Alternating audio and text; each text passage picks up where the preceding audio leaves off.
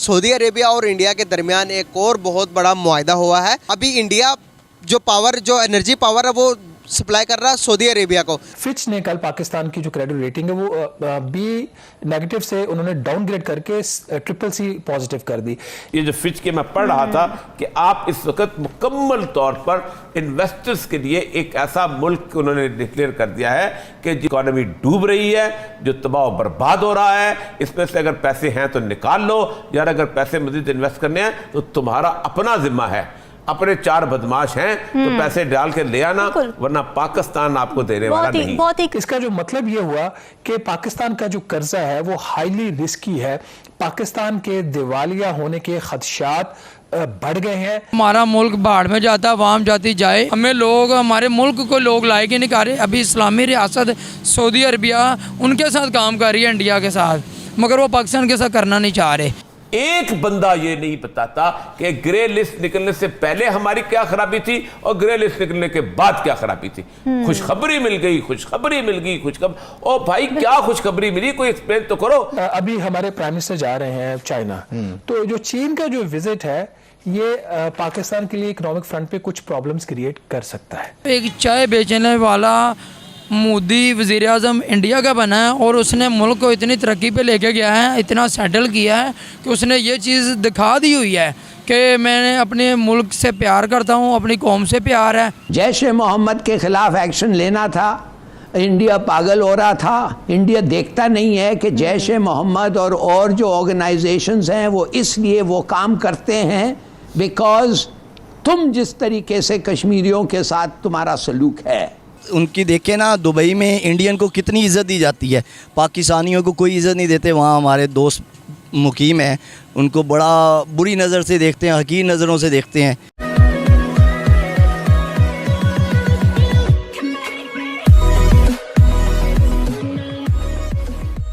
नमस्कार दोस्तों, एक तरफ इंडिया का इन्वेस्टमेंट या फिर कहे कि इंडिया के अंदर इन्वेस्टमेंट बड़ी मात्रा में हो रहा है, मतलब बात हो रही कि इंडिया से कोई ना कोई पाइपलाइन बिछाई जाए जहां से इंडिया और यूएई को कनेक्ट किया जाए, इंडिया और सऊदी को कनेक्ट किया जाए, या फिर कहे कि रास्ता भी बनाने की बात हो रही है। और अगर दूसरी तरफ देखो पाकिस्तान की अगर बात करो तो यहाँ पर बात हो रही है कि भी अलग अलग रिपोर्ट्स आती है और वो रिपोर्ट्स का लबोलुबाब या फिर समराइज फॉर्म ये होता है कि भाई पाकिस्तान की रेटिंग्स जो पहले थी उससे नीचे होती है। मतलब पहले वाली भी सबसे नीचे ही थी, लेकिन अब जो नई आई है वो उससे भी नीचे है।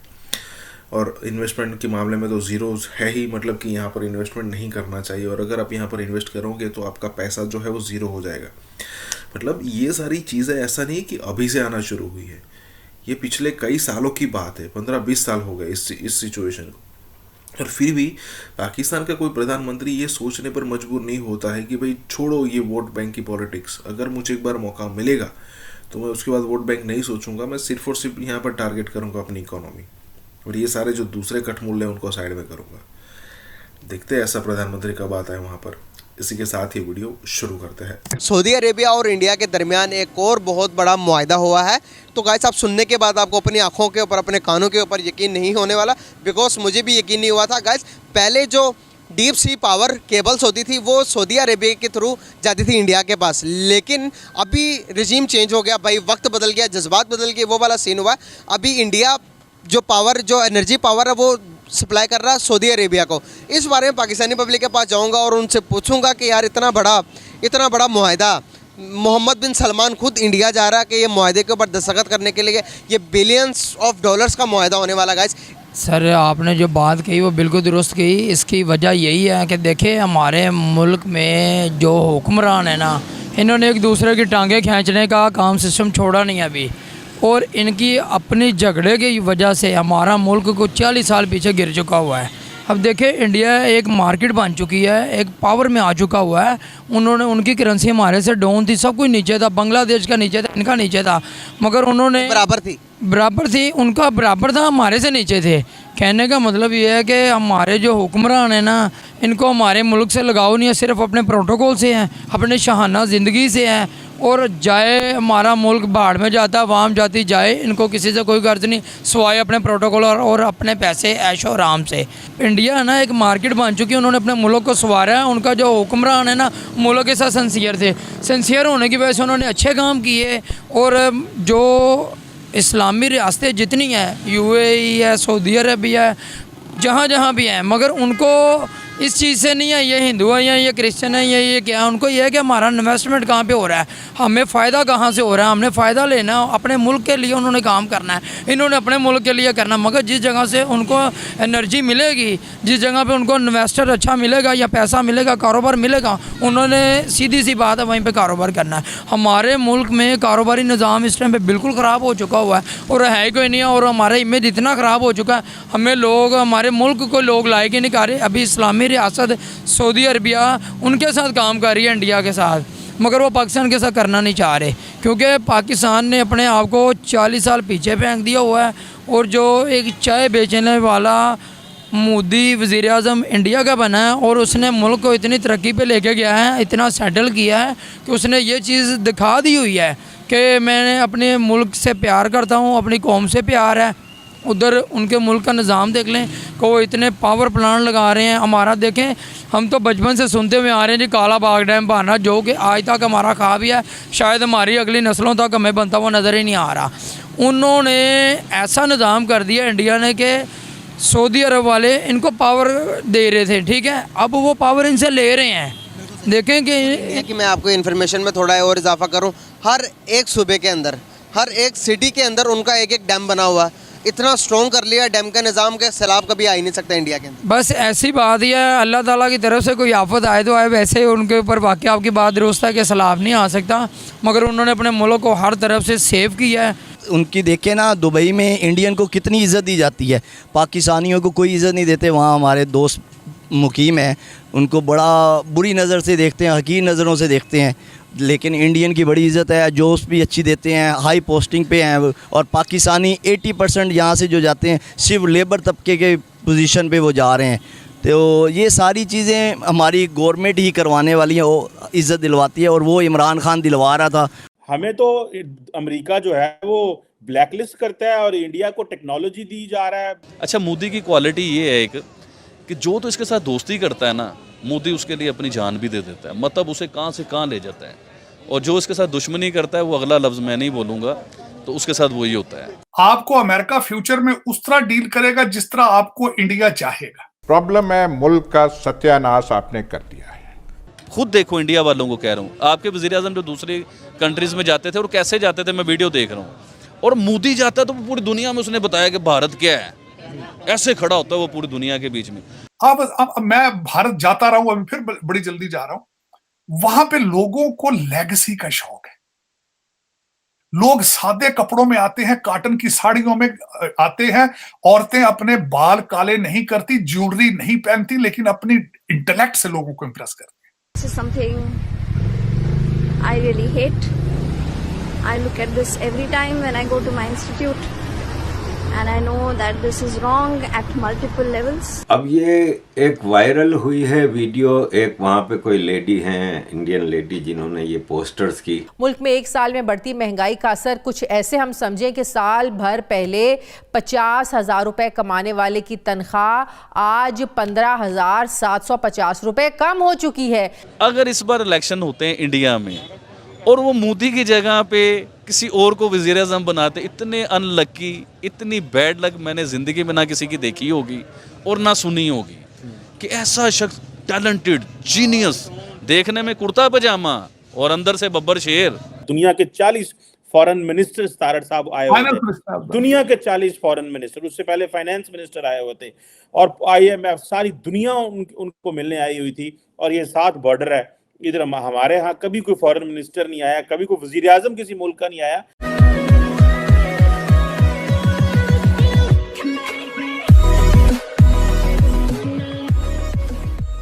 नमस्कार दोस्तों, अब अमेरिका ने पाकिस्तान को इतने पैसे दिए हैं, चाहे रशिया वाली वॉर हो उसके लिए, या फिर ओसामा बिन लादेन को जब सर्च करने के लिए आए थे उसके बारे में हो, लेकिन इतने ज़्यादा पैसे दिए हैं कि अमेरिका अब पाकिस्तान को अपना नौकर समझता है। मतलब थोड़ी सी भी जो पॉलिसी है अमेरिका की, उससे थोड़ा भी पाकिस्तान भटकता है ना, तो तुरंत उसको मतलब कि मार के उस रास्ते पर लाया जाता है। अब यहाँ पर बात हो रही कि भाई अगर मान लीजिए आने वाले दिनों में पाकिस्तान चाहता है कि वो रशिया से कुछ परचेज़ करे, तो वो नहीं कर पाएगा। 1-2 बार ट्राई कर सकता है, हिम्मत दिखा सकता है, लेकिन जिस तरीके से इंडिया ने बल्क में ऑयल परचेज़ किया है, सस्ते में ऑयल परचेज, उस हिसाब से बेनिफिट्स उसको कुछ नहीं मिलने वाले, और फिर से अमेरिका अलग से उसकी बजाएगा, वो अलग बात है। यहाँ पर यही बात हो रही है कि इंडिया जो है वो कुछ भी कर लेता है, कहीं से भी कुछ भी परचेज कर लेता है। जैसे रसिया से हमने इतनी बड़ी मात्रा में ऑयल परचेज किया, S-400 परचेज किया, सब कुछ किया हमने, और ये सारी सिचुएशन जो अमेरिका की एकदम विपरीत जाती थी, वहाँ पर हमको एक्सेप्शन भी मिला है, स्पेशल इंडिया को। तो यही बात हो रही है। इसी के साथ ही वीडियो शुरू करते हैं। हमें तो अमेरिका जो है वो ब्लैकलिस्ट करता है और इंडिया को टेक्नोलॉजी दी जा रहा है, पैसा भी दिया जा रहा है, सब कुछ दिया जा रहा है। How do you see this sir? Cheema साहब, आपको अमेरिका ने अब फ्यूचर में आपको फ्यूचर में इंडिया के जरिए होके आपसे डील करना हो। आपको अमेरिका फ्यूचर में उस तरह डील करेगा जिस तरह आपको इंडिया चाहेगा। This is written everywhere in Washington DC. बल्कि इस वक्त मुझे कल शेयर की एक दोस्त मेरे ने कि यहाँ पे तकरीबन 30 से 35 जो फॉर्च्यून 500 कंपनीज जिनकी 100 बिलियन से ऊपर उनकी ट्रेडिंग है पर ईयर, उनके सीईओ भारतीय है। वर्ल्ड बैंक के अंदर अजय बंगा होगा तो वो आपको सपोर्ट करेगा? वो क्यों करेगा आपको? और उसके बाद आपको मैंने बताया था कि फेटफ का हेड है वो भी मिस्टर कुमार, वो भी भारतीय नजाद है। वो क्या ख्याल है कि आपको सपोर्ट करेंगे? और दूसरा, मैं समझता हूं कि आपने जिस तरीके से अगले दिन कश्मीरियों के एक कश्मीरी लीडर के जनाजे के ऊपर जलसा किया गया रावलपिंडी में, और जिस तरीके से वहां पे स्पीचेस दी गई हैं उसमें, और वो भारत में वो तैयारी कर रहे हैं कि हम फेटफ में आपको लेकर जाएंगे, इन सर्कमस्टांसेस में आप समझते हैं कि आपको कहीं से रिलीफ मिलेगा? और दूसरा कि लीडरशिप आपकी इस वक्त मौजूद नहीं है कहीं भी। तार साहब, सबसे बड़ा मसला तो फाइनेंशियल डिफॉल्ट का है। तार साहब, डिफॉल्ट क्यों नहीं हो जाते? अगर इसके ऊपर बात की जाए कि एक दफा डिफॉल्ट हो जाए, ये डिफॉल्ट हो जाएंगे, वो आपने भी कई दफा बात की है कि जब सिस्टम इस तरह का करप्ट हो चुका है कि इसको ओवरऑल नहीं किए जा सकते, स्क्रैच से शुरू करना पड़े। तो पाकिस्तान क्यों ना एक दफा डिफॉल्ट हो जाए? यूरोपियन ममालिक भी डिफॉल्ट हुए हैं, लैटिन अमेरिकन में डिफॉल्ट हुए हैं। डिफॉल्ट होना कड़ा होते, क़यामत आ जानी है। डिफॉल्ट हो जाए, नए सिरे से प्लान करें, बजाय इसके कि इसी कश्ती को ये, जैसे आप कह रहे हैं कि IMF प्रोग्राम 5000 4000 बंदे के लिए, तो फिर डिफॉल्ट क्यों नहीं होते? आप इस पर क्या कहेंगे? मेरे ख्याल में डिफॉल्ट हो चुका है। आप देखें, डिफॉल्ट तो आपका 9000 कंटेनर कराची पड़ा हो तो डिफॉल्ट ही होता है। इंडस्ट्री सारी बंद हो जाए तो डिफॉल्ट ही होता है। आप कर भी क्या रहे हैं ना? तो कोई चीज बताए ना, को आप प्रोड्यूस करके एक्सपोर्ट कर रहे हैं कोई चीज। आप जब किसी के साथ टेबल पर बैठते हैं तो कोई आपके पास चीज होती है एक्सपोर्ट करने के लिए, कोई ट्रेड करने के लिए है? आपकी फॉरेन पॉलिसी क्या है? कोई है फॉरेन पॉलिसी आपकी? कोई फॉरेन मिनिस्टर आपका है? आपकी हुकूमत का या उसका कोई एजेंडा है? कोई इंडस्ट्री के लिए उनका कोई प्रोग्राम है? कोई सर्वाइव करने के लिए उनका कोई प्रोग्राम है? कोई लाहे अमल किसी के पास रोड मैप हो कि how the Pakistan will survive in the future? कोई नहीं है। तो ये डिफॉल्ट ही होता है और क्या है? सबसे बड़ी बात यह है चीमा साहब, एज ए कंट्री तो आप डिफॉल्ट हो चुके हैं। आपके सूबे अपने अलग अलग फैसले कर रहे हैं। मैं बल्कि बहुत दुख के साथ ये कहता हूं, उनको तराने और झंडे ज्ञापनों की जरूरत है। बाकी तो सारे काम कर चुके हैं। आपके सूबे इमरान खान साहब के शौकत तरीन की ऑडियो निकली थी बाहर जब ये कह रहे थे कि IMF को लेटर लिखें, वो क्या हम पैसे नहीं देंगे, दोनों सूबे आपके। तो वो क्या था? वो डिफॉल्ट थी और क्या था वो? अब इस वक्त चीमा साहब, आप एज ए कंट्री तो डिफॉल्ट हो चुके हैं। अब आप दर हकीकत इखलाकी तौर पर एज ए सोसाइटी डिफॉल्ट होने वाले। अक्लमंद था मोदी, उसने देखा कि यार, उसने अपनी जनता को पावर देखी कि मैं इसकी पावर कैसे यूज करूं। उसने फिर पावर पूरी दुनिया को दिखाई। वो ब्लैकमेल नहीं होता किसी से भी। वो कहता है चलो कोई बात नहीं, हम नेक्स्ट अगला, और फिर जिनसे वो कहता है ना चलो जाओ, वो फिर तरले करता हुआ आता है मोदी के साथ। अच्छा, मोदी की क्वालिटी ये है एक कि जो तो इसके साथ दोस्ती करता है ना, मोदी उसके लिए अपनी जान भी दे देता है, मतलब उसे कहाँ से कहाँ ले जाता है। और जो इसके साथ दुश्मनी करता है, वो अगला लफ्ज़ मैं नहीं बोलूँगा, तो उसके साथ वही होता है। तो इसलिए होता है, व्यूअर्स को अच्छा लगे लेकिन आवाम बुरा मना जाए। मतलब हम करते ही नहीं है ऐसी बात, क्योंकि पहले मुझे लोग गद्दार कहते हैं तो और मज़ीद गद्दार ना बना देना। पूरा इंडिया तो मुझे प्यार देता है, क्योंकि इंडिया आपने देखा है कि लास्ट टाइम मुझे इतनी खुशी हुई यार, मैंने लाखों कमेंट पढ़े लोगों के, पूरी रात बैठ के कमेंट पढ़ रहा था मैं लोगों के। इतना प्यार दिया उन लोगों ने, इतना प्यार दिया, शायद मुझे इधर किसी ने ऐसा प्यार नहीं दिया। इधर प्यार मुझे पता है क्या मिला है, ये गद्दार है, इंडिया के लिए अच्छी बात करता है, मोदी की तारीफ करता है, आपने भी देखा है, सबने देखा है ये। तो वो उन लोगों ने मुझे बल्कि अप्रिशिएट किया, और इंडियन लोगों ने, आप यकीन करें, अपनी वीडियो बनाई। उस वीडियो में हमारे पाकिस्तानियों को मैसेज दिया उन लोगों ने, वो जो यूट्यूब के चैनल्स हैं जिन लोगों के, उन्होंने कहा कि भाई ये पाकिस्तानी है, ये पाकिस्तानी के लिए अच्छा सोच रहा है, जो हमने इसका इंटरव्यू देखा है। सही बात। ये गद्दारी नहीं है, ये पाकिस्तान के लिए बेहतरीन है ये शख्स, तो ये पाकिस्तान के लिए अच्छा सोचता है। आप ये बिलीव कीजिए, बाय गॉड मैंने इंटरव्यू नहीं देना था, अल्लाह जानता है मुझे झूठ बोलने की ज़रूरत नहीं है। आपसे पहले कोई 8-10 लोग आए हैं, मैंने किसी को इंटरव्यू नहीं दिया। कौन आए थे आपके पास? देखिए नाम तो मुझे क्या पता वो कौन लोग हैं, यूट्यूब पर हैं आपके पास इस तरह के, उनके पास बड़े बड़े कैमरे और साथ एक लड़की और लड़का, 8-10 लोग आए, मैंने इंटरव्यू नहीं दिया उन लोगों को। और इवन कि एक लड़का मुझे कह रहा था कि यार मैंने तो अपनी ज़िंदगी में कभी किसी को इतनी बार नहीं कहा जितनी बार मैंने आपको कह दिया। पता नहीं क्या आपने आगे मेरे साथ ऐसी बात की जब आपने बताया कि लोग आपसे बात करना चाहते हैं, लोग आपको सुनना चाहते हैं, हमें कमेंट आ रहे हैं, लोगों की डिमांड के ऊपर हम आपके पास आए हैं। आप यकीन मानिए कि मैं पता नहीं क्या लोगों से प्यार है, क्योंकि उन लोगों ने हमें प्यार दिया, अप्रिशिएट किया, हमारे इंटरव्यू देखे लोगों ने, पता नहीं कहाँ से कहाँ हमारा इंटरव्यू। और ये देखिए, ये इंटरव्यू देखे मैंने कोई वज़ीर-ए-आज़म थोड़ी बनना है। सही बात है। ये इंटरव्यू इसलिए है कि लोगों तक मैसेज जाए कि वो कह रहा है, इस्लाह हो। और ये इंटरव्यू जो आजकल चल रहे हैं, आप जैसे लोग काम कर रहे हैं, ज़ुएब चौधरी जैसे लोग काम कर रहे हैं, सना अमजद जैसे लोग काम कर रहे हैं, ये पता है क्या काम करिए, पाकिस्तान के दुश्मन नहीं हो आप लोग। सही बात। आप लोग गैरतमंद हो, आप लोग जेन्युइन गैरतमंद हो। आप गैरत दिलवा रहे हो अपनी गवर्नमेंट को, अपने लोगों को, कि यार गैरत करो, देखो अपने हमसाये को।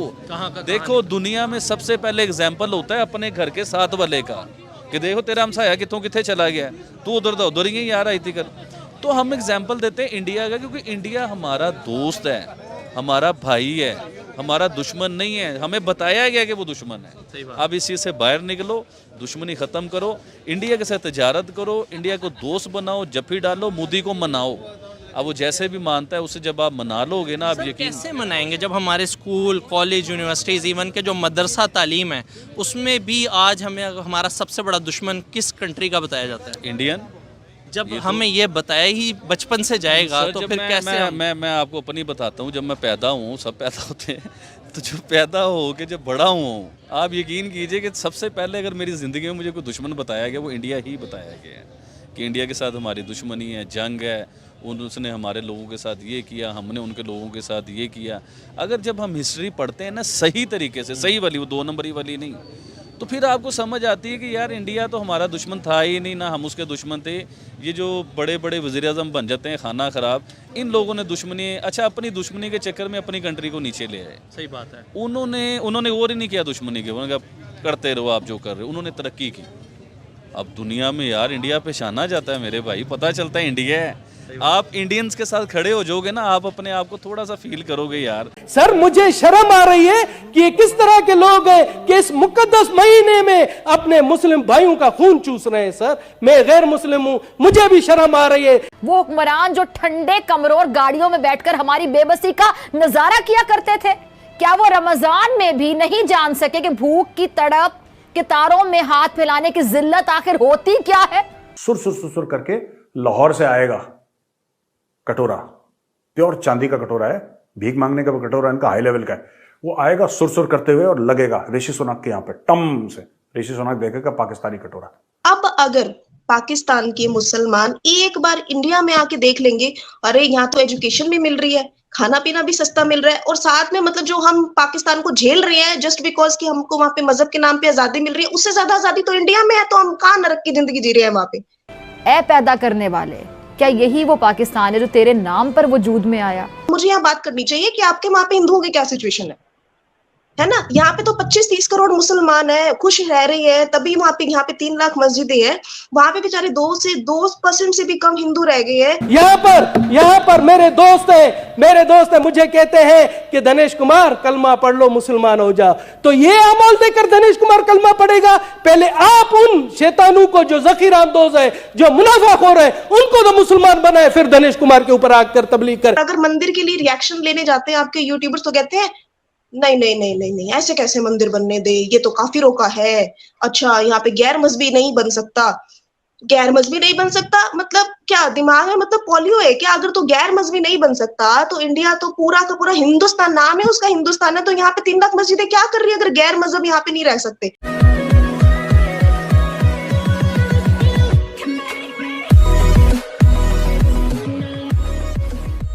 नमस्कार दोस्तों, यहाँ पर एक भाई साहब है पाकिस्तान के अंदर। अब थोड़ी ज़्यादा जो माइनॉरिटी बची है, मैं यहाँ पर बात कर रहा हूँ हिंदुओं की, जिसमें 2-4 होंगे शायद मेंबर ऑफ पार्लियामेंट वहाँ पर। अब क्या कहते हैं उसको पता नहीं, लेकिन मेंबर ऑफ पार्लियामेंट से ही काउंट करते हैं।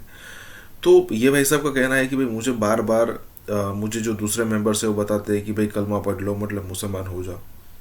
लेकिन इसी भाई साहब का यहाँ पर कहना है कि पहले आप लोग तो ठीक तरीके से इस्लाम फॉलो कर लो। अब ये बात बिल्कुल सच है। देखिए, पाकिस्तान के अंदर आए दिन बम धमाके होते हैं, वो भी मस्जिदों में। क्या इंडिया में आपने कभी सुना कि मस्जिदों में बम धमाके होते हैं? एक बार तो हो सकता है मंदिर को टारगेट कर दिया जाए, जैसे अक्षरधाम मंदिर को टारगेट किया गया था गुजरात के अंदर। दूसरे भी मंदिर को टारगेट किया गया था जहाँ पर पहले बम डिस्कवर कर लिया गया, खोज लिया गया। लेकिन क्या कभी इंडिया के अंदर नहीं होता मस्जिदों में? लेकिन पाकिस्तान में चीज़ आम है। वहाँ पर मुसलमान लड़ रहे। देखिए, ईरान और पाकिस्तान की भी सिचुएशन तो है ही। तो मतलब खुद को बचाने के लिए लॉजिक बहुत अच्छा है, मतलब मैं तो यही कहूँगा। इसी के साथ ही वीडियो शुरू करते हैं। बहसीयत गैर मुस्लिम मेरे लिए शर्म का मकाम है। सर, आप देखें, रमजान शरीफ का मुकद्दस महीना, रमजान शरीफ का इंतहाई मुकद्दस महीना, जिसमें कहते हैं कि शैतान बंद हो जाता है, मगर क्या पाकिस्तान में तो शैतान खुल्लम खुल्ला घूम रहा है। आप देखें, केले का 1 दर्जन रमजान शरीफ से पहले 150 रुपए का था, आज 400 450 रुपए का है। इसी तरह से सेब की कीमत देखें, इसी तरह से आप गोश्त की कीमत देखें, इसी तरह दूसरी जरूरत जिंदगी देखें। सर, मुझे शर्म आ रही है कि ये किस तरह के लोग हैं कि इस मुकद्दस महीने में अपने मुस्लिम भाइयों का खून चूस रहे हैं। सर, मैं गैर मुस्लिम हूं, मुझे भी शर्म आ रही है। सर मैं आपको बता दूं, यहां पर मेरे दोस्त है, मुझे कहते हैं कि दिनेश कुमार कलमा पढ़ लो, मुसलमान हो जा। तो ये अमल देकर दिनेश कुमार कलमा पढ़ेगा? पहले आप उन शैतानों को जो ज़कीर अंदोज है, जो मुनाफाखोर है, उनको तो मुसलमान बनाए, फिर दिनेश कुमार के ऊपर आकर तबलीग कर। कहा जाता है कि मुस्लिम जो है वहां पर आजाद नहीं, रिलीजियस फ्रीडम नहीं, हिंदू के साथ उठना बैठना नहीं, जहां हिंदू देखता है वहां कत्ल करते थे। इस तरह की स्टेटमेंट्स बहुत सारी मैंने देखी है सोशल मीडिया पे। तो अनम, सबसे पहले इस सवाल का मैं आपको जवाब दूंगी कि हिंदू मुस्लिम का कोई मसला नहीं है। ये मसला सिर्फ पाकिस्तान में, हमारे इंडिया में कोई मसला नहीं है। तो यहीं पे बात खत्म हो जाती है इसकी, तो कि यहाँ पे तो कोई मतलब मसला है ही नहीं, जो है वहां है। तो और we also do not care about. देखिए, मैं जिस इलाके से बिलोंग करती हूँ, यहाँ पे 99.9%, नॉट इवन 99.9% हिंदू मेजोरिटी रहती है। ओके, अच्छा। यहाँ सरदार भी बहुत कम है, सिख लोग। और मुसलमानों की अगर मैं बात करूँ तो नियर अबाउट, जैसे यहाँ पे 20,000 की आबादी है, तो 50 से 60 मुसलमान रहते हैं यहाँ पे। ठीक है, अब इतने सिर्फ 50-60 मात्र मुसलमानों, मगर यहाँ पे मुसलमानों पे तशद्दुद होता, उनके ऊपर जुल्म होता, उनको नमाजें नहीं पढ़ने दी जाती, या उनके साथ कुछ भी होता। तो आप एक बात बताइए, यहाँ पे मस्जिद क्या कर रही है? फैक्ट है, बहुत बड़ा सवाल है, ये जवाब दो अनम इसका। इतनी अच्छी हालत में मुझे एक बार आप मुझे ना पूरा सुनिए, उसके बाद फिर हम काउंटर करेंगे, राइट? तो सबसे पहले बताइए मुझे यहाँ पे मस्जिद क्या कर रही है? बल्कि मैं मुजम्मिल की वीडियो में थी, मैंने मस्जिद दिखाई और मेरे को बाद में बड़ा रिग्रेट हुआ एक चीज का, यार मैंने मस्जिद तो दिखा दी, लेकिन उसके सामने वाला हनुमान मंदिर तो मैंने दिखाया ही नहीं कि उसके सामने हनुमान मंदिर है। अच्छा, ऐसे करके ये चीज इस साइड हनुमान मंदिर है सामने। ओहो, ये तो बहुत बड़ा टॉपिक था, हमारा पॉइंट था ना। हाँ, तो ये मैं बल्कि जल्दी में, मतलब वीडियो वैसे भी इतना बड़ा हो रहा था और मेरे को बाद में बहुत रिग्रेट हुआ कि मैंने क्यों नहीं दिखाया। तो आप ये देखिए कि वो हिंदू आबादी के अंदर मस्जिद है और they are living so peacefully. Eid आने वाली है, रमजान चल रहा है, तो पहले उसकी पेंटिंग शुरू हो गई। हर साल पेंटिंग हो जाती है उसके ऊपर, मस्जिद पर। कभी आज तक आप कभी मेरे को 1 साल बाद इवन आप मुझे कहोगे ना कि आप अपनी मस्जिद विजिट करा के आओ, तो आप कभी मस्जिद को बुरी हालत में नहीं देखोगे जैसे मैं पाकिस्तान के मंदिरों को बुरी हालत में देखती हूँ। अगर वहां के मंदिरों को बुरी हालत में देखती हूँ तो मुझे कितना दुख होता है। तो मुझे लगता है कि मुझे पॉडकास्ट शुरू करना चाहिए और मुझे यहाँ बात करनी चाहिए कि आपके वहां पे हिंदुओं की क्या सिचुएशन है ना? यहाँ पे तो 25-30 करोड़ मुसलमान है, खुश रह रही है, तभी वहां पे 3 लाख मस्जिदें हैं। वहां पे बेचारे 2% से भी कम हिंदू रह गए हैं। वहां पे आप मतलब अगर सुप्रीम कोर्ट ऑर्डर देती है तो वहां पे मंदिर नहीं बन सकते, और अगर मंदिर के लिए रिएक्शन लेने जाते हैं आपके यूट्यूबर्स तो कहते हैं नहीं, ऐसे कैसे मंदिर बनने दे, ये तो काफिरों का है। अच्छा, यहाँ पे गैर मजहबी नहीं बन सकता। गैर मजहबी नहीं बन सकता, मतलब क्या दिमाग है, मतलब पोलियो है क्या? अगर तो गैर मजहबी नहीं बन सकता तो इंडिया तो पूरा का पूरा हिंदुस्तान, नाम है उसका हिंदुस्तान है, तो यहाँ पे 3 लाख मस्जिदें क्या कर रही है अगर गैर मजहब यहाँ पे नहीं रह सकते? मतलब अगर हम इतने ही इनटॉलरेंट है तो 99.9 हिंदू आबादी वाले शहर में मस्जिद है, वहां पे इतना पीसफुली हम बात करते हैं, रहते हैं, वो खुश रहते हैं, अजान होती है, सब कुछ होती है, नमाज होती है, तो वो कैसे होती है? अरे उनको तो मतलब हम लोग को तो मतलब मुसलमान जहां मिले वहां तो गला काट देना चाहिए। मस्जिद क्या कर रहे हैं हनुमान मंदिर के सामने? यहाँ पे मान लो आज मैंने आपको दिखाया कि 12 रुपए किलो आलू है, ठीक है, तो वो क्या वहां पे पर्चे पे लिखा हुआ था कि हिंदू को 12 मिलेगा और मुसलमान को 50 किलो मिलेगा? बहुत बड़ी बात कर दी आपने। तो सबको 12 रुपए किलो मिलेगा? एक मुसलमान को, एक मुसलमान छोड़ो, मैं कह रही हूँ हर एक इंसान को, even for a Pakistani person, एक पाकिस्तानी इंसान को, नेशन हटा दो, इंडिया कंट्री ये वो दिस दैट आप हटा दो, एक नॉर्मल इंसान को क्या चाहिए अपनी लाइफ में? एजुकेशन, सस्ते में मकान, बिल्कुल ठीक है, सस्ते में एक थोड़ा एक स्टैंडर्ड ऑफ लिविंग, खाना पीना, बिल्कुल, और अपने धर्म त्योहार मनाने की आजादी। आजादी एग्जैक्टली। उससे ज्यादा क्या मांगते हो आप लोग?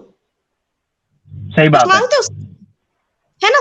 अच्छा, अब मैं ये बात करती हूँ कि ये डिफरेंसेस क्यों हैं, ठीक है? अगर आप इंडिया में आ जाओ, इस साइड आ जाओ, हमारी साइड में आ जाओ, तो यहाँ पे उनको खाना सस्ता मिल रहा है, जो 3 टाइम की उनको रोटी चाहिए वो मिल रही है सस्ते में, ठीक है, उनको बराबर की एजुकेशन मिल रही है, ठीक है, उनको इंडिया की स्कीम मिल रही है। अगर प्रधानमंत्री ग्रामीण आवास योजना बनाई जाती है तो वो सबके लिए बनाई जाती है, आधार कार्ड बनाया जाता है तो सबके लिए बनाया जाता है, राशन कार्ड बनाया जाता है तो सबके लिए बनाया जाता है, राशन मिलता है तो ऐसे नहीं होता कि हिंदू की लाइन अलग लगेगी, मुसलमान की लाइन अलग लगेगी। अगर आप यहाँ पे आके देखो ना, आपको फर्क भी नहीं पता चलेगा कि कौन हिंदू है कौन मुसलमान है। मेन बात कहाँ आती है, जहाँ पे पाकिस्तान की हमेशा चोंच अटक जाती है कि उनको इबादत करने की इजाजत नहीं है, उनको त्योहार मनाने की इजाजत नहीं है, राइट? तो चले एक मेरे साथ, मैं आपको अभी कह रही हूँ पॉडकास्ट करेंगे ईद पर, मैं आपको अपने इलाके की ईद भी दिखा दूंगी, ठीक है? अभी मैं ये ठीक है, तो ईद कैसे मना, प्रियंका जी हमारे व्यूअर्स को ईद का त्योहार दिखाइएगा। जी हाँ, तो आपको ईद भी दिखाऊंगी मैं, ठीक है? तो वहां पे सारी बात खत्म हो जाएगी। अब अगर पाकिस्तान के मुसलमान एक बार इंडिया में आके देख लेंगे, अरे यहाँ तो एजुकेशन भी मिल रही है, खाना पीना भी सस्ता मिल रहा है, और साथ में मतलब जो हम पाकिस्तान को झेल रहे हैं जस्ट बिकॉज कि हमको वहां पे मजहब के नाम पे आजादी मिल रही है, उससे ज्यादा आजादी तो इंडिया में है, तो हम कहाँ नरक की जिंदगी जी रहे हैं वहां पे?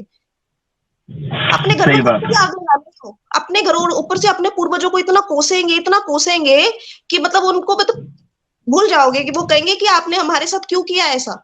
तो अगर वो एक बार इंडिया में आके अगर मुसलमानों की आजादी देखेंगे तो वो यही कहेंगे अपने आप को। तो अभी ना मतलब मैं सॉरी टू से, मतलब आपके साथ मैं एक बात करना चाहूंगी यहाँ पे, सॉरी टू से कि मतलब don't feel bad about it, कि अगर मतलब छोटा बच्चा होता है ना, मतलब पाकिस्तान की आज ऐसी हालत हो गई है कि अगर छोटा बच्चा होता है तो वो सोता नहीं है, तो उसकी माँ कहती है बेटा सो जा नहीं तो भूत आ जाएगा, तो वो डर के मारे सो जाता है। तो अब कॉन्सेप्ट चेंज हो गया, अब उसको ये नहीं कहते कि भूत आ जाएगा, बेटा सो जा नहीं तो उनको पाकिस्तान भेज देंगे। 16 दिसंबर पाकिस्तान की तारीख का स्याह तरीन दिन है। बांग्लादेश की तकलीफ अपनी जगह, वो मेरा अपना भाई था, वो मेरा जिस्म कटा है, उसकी पेन पे मैं कोई बहस नहीं कर रहा। मारा वो दिल पे तीर के निकली है हाय हाय, ये ऐसा मौजू है जिसको जब भी आप छेड़ेंगे हर पाकिस्तानी का दिल जो है वो दुखता है। ये दोनों सानेहात क़यामत से कम नहीं, मगर इन सानेहात से बड़ा सानेहा ये है कि हमने बतौर कौम इनसे कोई सबक नहीं सीखा। आपको पाकिस्तान बनाने की इतनी जल्दी थी कि आपने कहा जो मिलता है ले लें, आपने उसकी तकसीम ही नहीं ठीक कराई। मुल्क टूट गया, दिल टूट गए। ये एक दाग है मेरे ख्याल से हमारी हिस्ट्री पर, और ये दुख कभी खत्म नहीं हो सकता। आपने जब पाकिस्तान बनाया तो 1947 से उनको इंफीरियर समझना शुरू किया। आप बंगालियों को सेकंड क्लास सिटीजन समझते थे। आपको मैं बताना चाहता हूं 90,000 लोगों ने बेशक सरेंडर किया होगा, मगर 32,000 लोग थे जो सिर्फ लड़ सकते थे। मोदी साहब गए थे बांग्लादेश और उन्हें हसीना वाजिद ने मुल्क का हाईएस्ट सिविल अवार्ड दिया था, और वहाँ खड़े होकर उन्होंने छाती ठोक के कहा था कि जी मैंने ट्रेन किया था मुक्ति बानी को, मैंने भेजी थी हिंदुस्तान की अफवाज, मशरक़ी पाकिस्तान में वहाँ की आज़ादी की तहरीक की मदद करने के लिए। 133,000 लोग 32,000 लोगों के खिलाफ लड़ रहे थे और उनके पास टोटल एयर सुपीरियरिटी थी। अफगान भाइयों का कलेजा अभी तक ठंडा नहीं हुआ। आप उनकी चौकियों पर धनाधन किए जा रहे हैं और वो आपके आवाम को टनाटन किए जा रहे हैं। समझ ही नहीं सकता हूं कि पाकिस्तान की सिक्योरिटी को आप प्रोटेक्ट कैसे करेंगे। आप यकीन कर सकते हैं कि हमारे एम्बेसडर पे 100 गोलियां चली हैं, 100 गोलियां चली है हमारे एम्बेसडर के खिलाफ। काबुल में पाकिस्तानी सफीर पर 8 स्नाइपर शॉट फायर किए गए थे, गोलियों के 100 राउंड इसके अलावा थे। और अब तो हमें पता चल गया है ना कि ये टेररिस्ट का देश घर बन गया है। TTP, Daesh, ISIS, al Qaeda, Indian सब कॉन्टिनेंट, रॉ, ये सब उधर हैं, इकट्ठे हुए हैं। हमारे पास सब मौजूद है, हमारे पास सब कुछ है, तो फिर हम क्यों एटम बम बना करके भी जूते खा रहे हैं।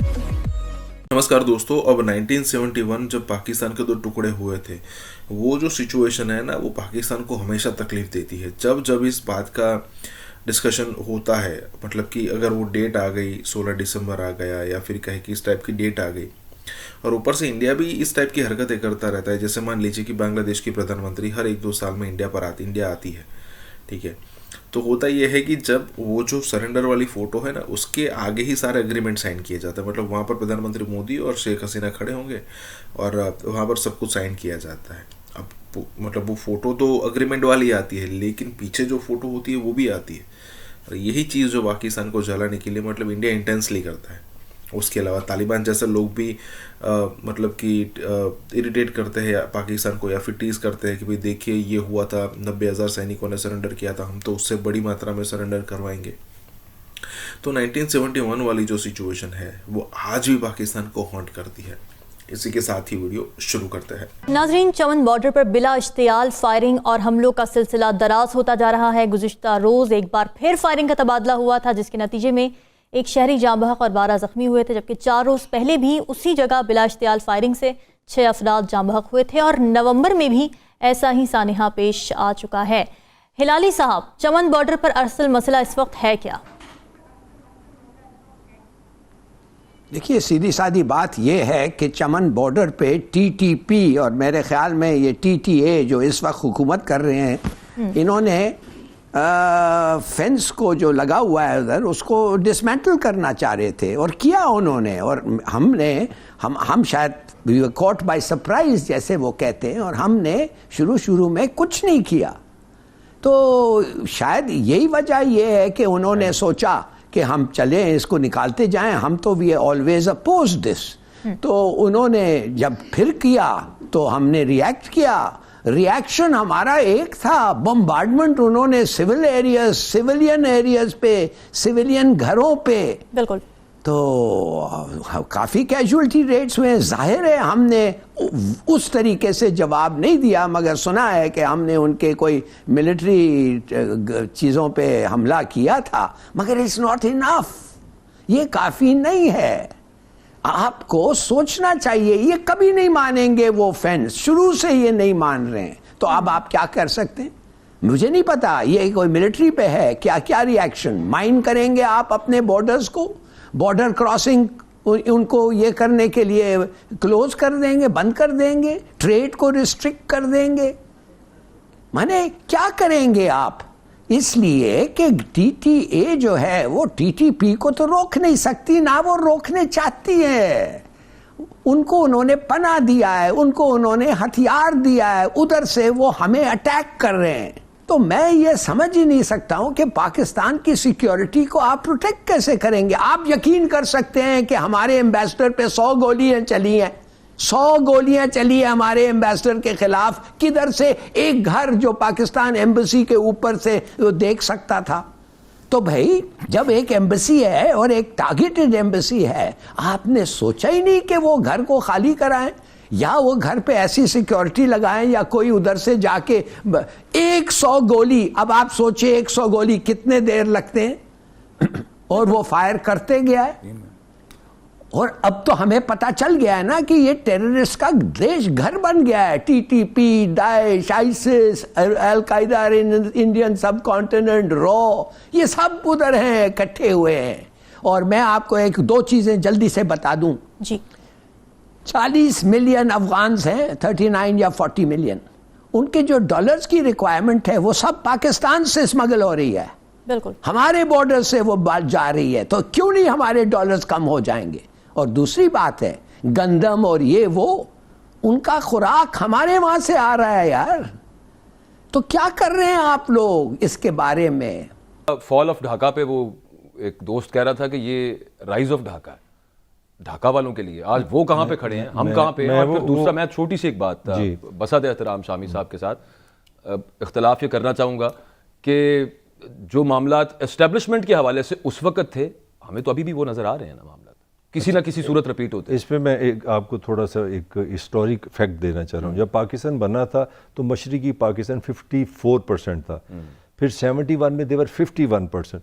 ये ह्यूमन हिस्ट्री का वाहद वाक़या जिसमें मेजॉरिटी ने मिनॉरिटी से दूर हुई है, मतलब अलीहदगी रही है। पहली बात अब जो आपने क्या खोया क्या पाया, मेरे ख्याल में बांग्लादेश की तकलीफ़ अपनी जगह, वो मेरा अपना भाई था, वो मेरा जिस्म कटा है, उसकी पेन पे मैं कोई बहस नहीं कर रहा, मगर देखें रिज़ल्ट क्या आया। रिज़ल्ट आया कि जो हमारी मैनेजमेंट है, जो हमारी गवर्नेंस है, जो पाकिस्तान का पॉलिटिकल सिस्टम है, उसने का वो 51 साल के बाद किधर है और बांग्लादेश किधर है। आज की आपको इन्फॉर्मेशन दे रहा हूँ, 40 बिलियन से ज़्यादा उनके फॉरेन रिजर्व हैं, आपके पास 7 बिलियन है, वो भी मांगे तांगे का सारा। इनको हम बोझ समझते थे, जो बोझ थे, जिसको हम गरदार कहते थे छोटे, क्योंकि मैं हमारा ताल्लुक इससे मैं यही बताया गया था ये बंगाली होता ही गरदार है, पता नहीं वो जेनेटिकली गरदार रहता है। अच्छा 3 पॉइंट हमारा जो जीपी जो ग्रोथ है वो 3, 4, 5 पे लड़ाई कर मार गए हैं, वो 7 पे जा रहे हैं।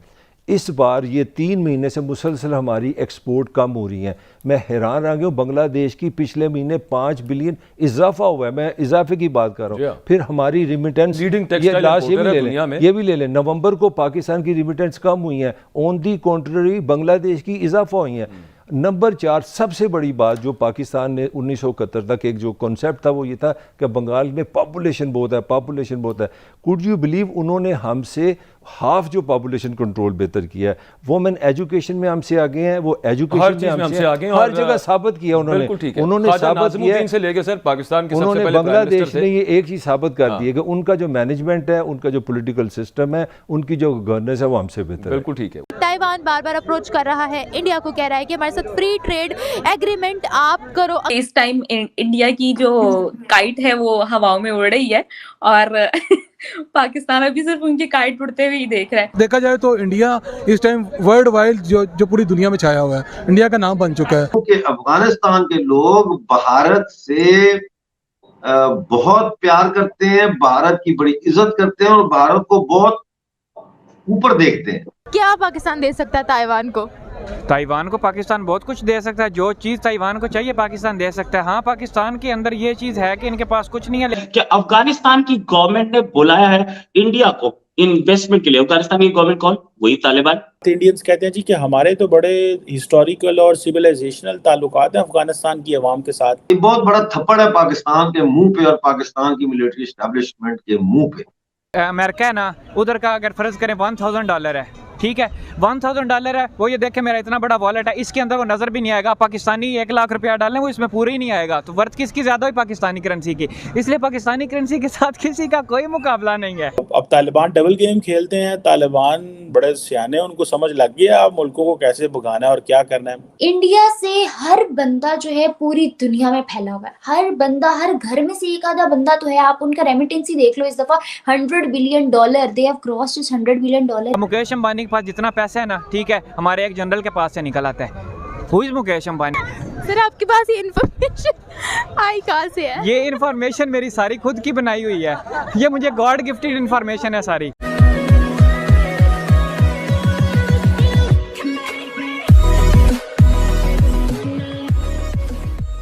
नमस्कार दोस्तों, अब यहाँ पर बात हो रही है कि ताइवान और इंडिया के बीच में कभी भी FTA हो सकता है, मतलब कि फ्री ट्रेड एग्रीमेंट हो सकता है। इसको लेकर बात हो रही है। देखिए, एक समय था जब ये पूरे के पूरे जो सार्क नेशन थे या फिर कोई और ग्रुप था, उसमें एक साथ में मतलब यहाँ पर FTA साइन करना था, लेकिन वहाँ पर चाइना की कुछ मोनोपोली थी और हमें ऐसा लगता था कि भाई हमने यहाँ सीधा अलाउ कर दिया तो उस ग्रुप में चाइना भी था, तो चाइना को भी यहाँ पर सारी की सारी चीज़ें मिल जाएगी। तो हमने उस चीज़ को एक्सेप्ट नहीं किया और उसके बाद सारे अलग अलग कंट्री के साथ नए नए रूल्स या फिर कहें कि सारे कंट्री के साथ अलग अलग रूल्स एंड पॉलिसी के हिसाब से हम अलग अलग FTA कर रहे हैं। और यहाँ पर इसी लोग को लेकर बात हो रही है कि भाई FTA हम जो है वो ताइवान के साथ करना चाहते हैं, मतलब ताइवान यहाँ पर ज़्यादा पुश कर रहा है इस चीज़ को। अब देखिए, इसके साथ साथ पाकिस्तान को की तो जलेगी, लेकिन साथ में और किसकी जलेगी? चाइना की भी जलेगी। और यहाँ पर यही बात हो रही है। इसी के साथ ही वीडियो शुरू करते हैं।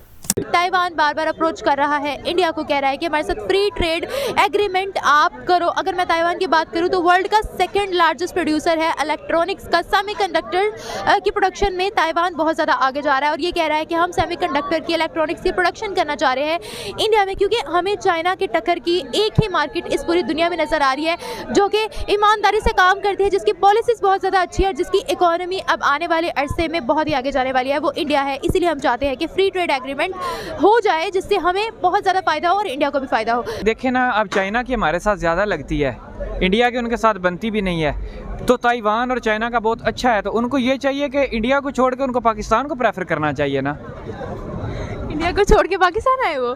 पाकिस्तान में मतलब क्या पाकिस्तान दे सकता है ताइवान को? ताइवान को पाकिस्तान बहुत कुछ दे सकता है, जो चीज़ ताइवान को चाहिए पाकिस्तान दे सकता है। हाँ, पाकिस्तान के अंदर ये चीज़ है कि इनके पास कुछ नहीं है, लेकिन जो चीज़ ताइवान को चाहिए ये खुद बना के दे सकता है। इतना टैलेंट हमारे पास कूट कूट के भरा हुआ है। ये टैलेंट 75 सालों से है कहाँ, आप मुझे ये बताइएगा। मैं अभी देखे ना, जैसे यहाँ पे अगर किसी ने कोई गलत काम करना हो ना, वो बड़ी बड़ी दाढ़ी रख लेते हैं, उसके बाद वो जो भी उसने काम करना है, चोरी करनी है, डकैती करनी है, वो करके उसके बाद दाढ़ी मुनवा देगा। किसी को क्या पता है वो कौन है, गेटअप चेंज कर लेगा। ये चीज़ है कि पाकिस्तान 75 सालों में टैलेंट जो है हमारे अंदर छिपा हुआ है। ठीक है, अच्छा आप मुझे, आपने ये बोला है कि ताइवान पाकिस्तान को प्रेफर क्यों नहीं करता। आपको पता है ताइवान सेकेंड लार्जेस्ट प्रोड्यूसर है इलेक्ट्रॉनिक्स में। वो चाहता है कि सेमीकंडक्टर की प्रॉपर प्रोडक्शन हो इंडिया में। इसके बारे में आप क्या कहना चाहेंगे कि इस वक्त अगर हम बड़ी बड़ी कंट्रीज़, बड़ी बड़ी ऑर्गेनाइजेशंस की बात करें, वो ये चाहते हैं कि प्रोडक्शन हो ही उनकी इंडिया के साथ? नहीं, देखें ना, अब इंडिया के साथ ही सारा कुछ कर रहे हैं। जो EV इलेक्ट्रॉनिक था, व्हीकल थी, रक्षा, वो भी उन्होंने उधर लॉन्च किया। 1 करोड़ रुपए का उन्होंने वहाँ पे दिया। लोग वहाँ पे अफोर्ड करेंगे, वो लेंगे। लेकिन लिटरली स्पीकिंग अगर वही चीज़ वो पाकिस्तान के अंदर लेके आए ना, 10 करोड़ का भी रखें, लोग लेंगे। ये चीज़ आपको पता है। अब देखें, यहाँ पे एक चीज़ है पाकिस्तान के अंदर, मैं आपको इंडिया की मिसाल नहीं दूंगा, मैं आपको पाकिस्तान की आज मिसाल देता हूँ। अब देखें कि एक इंसान है, उसकी 4 से 5 लाख रुपया पाकिस्तानी महीने की सैलरी है। अगर वो 2 लाख रुपया साइड पे करता जाए ना, कि 2 लाख में से मैंने एक पैसा यूज़ नहीं करना, तो आपको 36 to 37 मंथ्स लगते हैं एक V8 क्रूज़र खरीदने में। और आप रोड के ऊपर निकले तो आपको 20 क्रूज़र वैसे रोड पे खड़े पाकिस्तान में नजर आते हैं। इंडिया के अंदर ये चीज़ नहीं है। पाकिस्तान में कहते हैं गुर्बत है, पाकिस्तान में गुर्बत नहीं है। यहाँ कोई भूखा नहीं सोता। यहाँ पे आप चारों तरफ देख लें, कोई भूखा बंदा नहीं सोता। इंडिया के अंदर इतनी ज़्यादा गुर्बत है, लोग भूखे सोते हैं। तो इसलिए उन्हें हमें प्रेफर करना चाहिए, उनको क्यों प्रेफर करते हैं? वर्ल्ड बैंक को नहीं ना मानते आप? मैं बिल्कुल वर्ल्ड बैंक को नहीं मानता। वर्ल्ड बैंक कौन होता है मैं कुछ कहने वाला? वर्ल्ड बैंक ने आपको कहा है कि पाकिस्तान जो है वो डिफॉल्ट होने के दहाने पर है, और वर्ल्ड बैंक ने ये भी कहा है इंडिया भाई तीसरे नंबर पे आने वाला है। $100 बिलियन पे उनके रेमिटेंसेस होने वाले हैं। और जहाँ तक बात है एविएशन की बात की ना आपने, एविएशन की और उनके डिफेंस की, उनके सिक्योरिटी की, तो यार इंडिया से हर बंदा जो है पूरी दुनिया में फैला हुआ है। हर बंदा, हर घर में से एक आधा बंदा तो है। आप उनका रेमिटेंस ही देख लो, इस दफा $100 billion, they have crossed $100 billion. यार बंदा सर पकड़ के बैठ जाता है। पता नहीं कितने होंगे जिनका रजिस्टर नहीं हुआ हुआ, जिनका रजिस्टर्ड है उनकी अमाउंट कलेक्ट करके $100 बिलियन बन रही है, तो सोचो बाकियों का कितना होगा। तो जब वही लोग पूरी दुनिया में फैल के वहां पे जाके अपना काम अपने हार्डवर्क से शो कर रहे हैं, प्रूव कर रहे हैं कि यस वी आर वर्किंग, हमारा सिक्योरिटी सिस्टम इतना अच्छा है, वो रिप्रेजेंट कर रहे हैं उसको। आपकी रिप्रेजेंटेशन बहुत हद तक आपकी कंट्री को मेंशन करती है, लेबल लगाती है उसके ऊपर। और इंडियंस फॉरेन कंट्रीज में जाके उस चीज़ को मनवा रहे हैं। इस वक्त इंडिया में जितने एयर बेसेस चल रहे हैं, गुजरात वाला मेरे ख्याल से सबसे बड़ा है, तो जितने भी चल रहे हैं उन सब पे जो सिक्योरिटी सिस्टम है, जो उनकी जितना भी काम है उनकी एयर बेसिस का, उसको कीनली ऑब्जर्व किया जा रहा है। वो हर वक्त अंडर ऑब्जर्वेशन रहता है। ज़रा सी मिस्टेक पे उनकी पूरी फ्लाइट्स कैंसिल हो जाती हैं। हर चीज़ मतलब इतनी ज़्यादा अंडर ऑब्जर्वेशन है, लेकिन हमारे यहाँ हमने अपना एयरलाइन, हमने अपना रेलवे, हर चीज गिरवी रखवा दी थी जब हमें लोन की जरूरत थी। हाँ, बाजवा जी जो कहते हैं कि उनकी तनख्वाह इतनी कम थी और फिर भी वो करोड़ों के बल्कि अरबों खरबों के मालिक हैं आज, तो ये सवाल उनसे पूछना है कि प्रॉपर्टी इनके नाम आई कैसे? रिबाहा हद एक आर्मी ऑफिसर की कितनी सैलरी होगी? Do you know, I am also from army family. एक आर्मी ऑफिसर की सैलरी जो है अगर बहुत ज्यादा लगाओ ना, बहुत ज्यादा, बहुत एक्सट्रीम, तो वो 5-6 लाख से ज्यादा नहीं होती। और उनके लाइफ स्टैंडर्ड उस तरह का होता है कि 5-6 लाख यूं जाता है, यूं।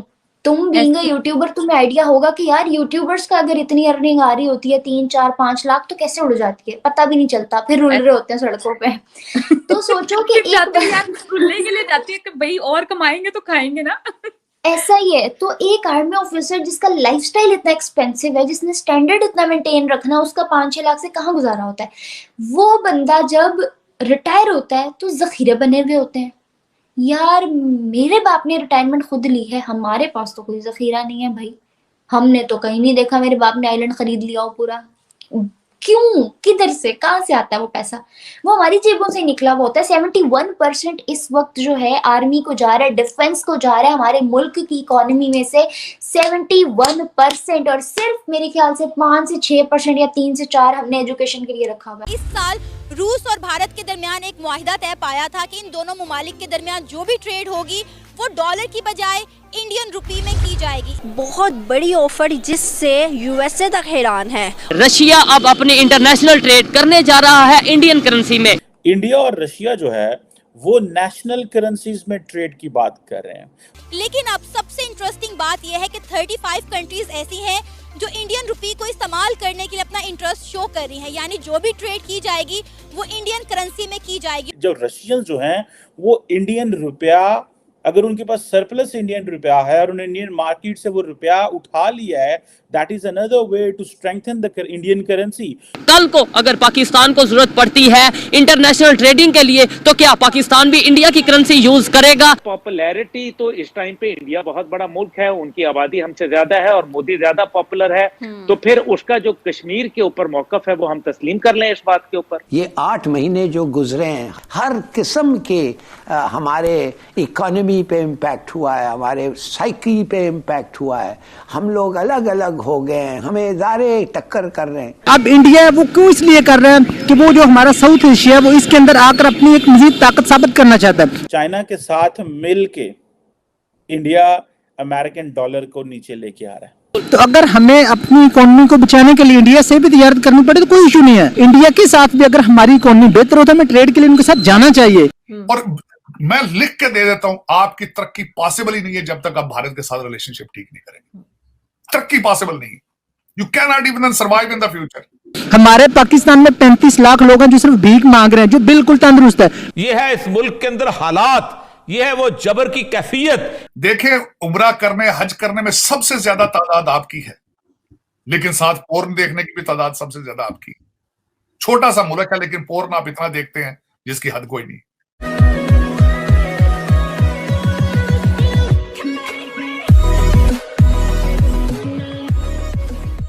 नमस्कार दोस्तों, आने वाले कुछ सालों के अंदर मतलब कि इंडिया जो है वो ग्लोबल करेंसी डेफिनेटली बन जाएगा। मैं ऐसा नहीं कह रहा कि इसको बीट करेगा या फिर इसको पीछे छोड़ेगा, ऐसी कोई बात नहीं हो रही है। देखिए, फ़िलहाल तो ग्लोबल करेंसी में 2-3 करेंसी जो है वो ज़्यादा चलती है, जैसे कि हो गया यूएस डॉलर, उसके अलावा यूरो जो यूरोपियन यूनियन वाला एक करेंसी है, और उसके अलावा ग्रेट ब्रिटेन का है शायद पाउंड नॉट शायद बट पाउंड, ये ज़्यादातर चलती है। ठीक है, उसके बाद की जो वैल्यूएशन सबसे ज़्यादा है जो कि ट्रेड में होता है वो जापान की करेंसी, जापान का येन है। चाइना का रूबल, रशिया का रूबल अभी भी उतना फेमस है नहीं, और चाइना की भी करेंसी इतनी फेमस है नहीं। लेकिन इंडिया की करेंसी जो है, मुझे ऐसा लगता है कि आने वाले 4-5 सालों के अंदर ग्लोबली इसका यूज़ होना शुरू हो जाएगा। अब देखने वाली बात यह है कि 35 अलग अलग कंट्रीज़ है जिन्होंने यहाँ पर हामी भरी है कि हम आने वाले दिनों में इंडिया के साथ ट्रेड करेंगे, वो रुपीज़ में होगा, क्योंकि सबको ज़रूरत है इंडिया की। इसी के साथ ही वीडियो शुरू करते हैं। उधर से टीटीपी वाले मारे चले जा रहे हैं, इधर से इकोनॉमी का बुरा हाल है। लोगों के पास खाने को नहीं है, ये अपनी ऑडियो वीडियो में लगे हुए, इनको मतलब समझ क्यों नहीं आती, अक्ल क्यों नहीं आती? ये लोग बच्चे हैं क्या? आरजू, मैंने 2-4 चीजें जो जिंदगी में देखी, सियासत और सहाफत, सियासत और सहाफत, इसमें हमेशा वो चीज दी जाती है जो लोग देखना चाहते हैं, सुनना चाहते हैं। खबर क्या वो दी जाती, खबर वो दी जाती है जो लोग पढ़ के खुश हो, हैरान हो, जो खबर बिकती हो। सियासत में वो, अगर आपकी देखे ना, इमरान खान ने और राना सनाउल्लाह ने देख लिया है कि गूगल पे सबसे ज्यादा पोर्न देखा जा रहा है, तो वो पोर्न रिलेटेड वीडियो फेंक रहे हैं, वही चल रही है। आज अगर आप राना सनाउल्लाह या ये खान साहब लोगों को ये बताना शुरू कर दें कि आए मुल्क को तरक्की के बारे में बात करें, किसी ने साथ ही नहीं आना। आज ये बताना आज ये खान साहब लोगों को बताएं, आए भी इंटरनेट से पैसे किस तरह बनाते हैं, आए जी अमेज़न पे चीजें बेचें, आए जी चाइना से हम ये करें, वो पीछे आएगी नहीं, लौंडे लपड़े सारे भाग जाएंगे। या इंडिया से ट्रेड करें, उसके ऊपर भी नेगेटिव कमेंट्स आ जाते हैं। वही तो कह रहा हूं, और मैं लिख के दे देता हूं, आपकी तरक्की पॉसिबल ही नहीं है जब तक आप भारत के साथ रिलेशनशिप ठीक नहीं करेंगे। तरक्की पॉसिबल नहीं है, you can not even survive in the future. Sir हमारी तो तरक्की हो जाएगी, उनका हम बेड़ा गर्क कर देंगे बेचारों का। नहीं, उनका वो अभी आपसे बहुत आगे जा चुके हैं, उनका बेड़ा गर्क करना इतना आसान नहीं। वो बहुत, कहां देखें 6.7, वो भी किसी के, चाइना के और सऊदी अरेबिया के, और कहां पे 560 बिलियन। वो तो सही है सर, लेकिन अगर इस तरह की कंट्री जिनके पास पल्ले कुछ नहीं है, हर एक से मांगते रहते हैं, अगर हम उनके गले पड़ गए तो उनका बेड़ा गर्क तो अपने आप ही हो जाएगा ना, हमें दे देकर बेचारे थक जाएंगे। इंडिया और रशिया जो है वो नेशनल करेंसीज में ट्रेड की बात कर रहे हैं।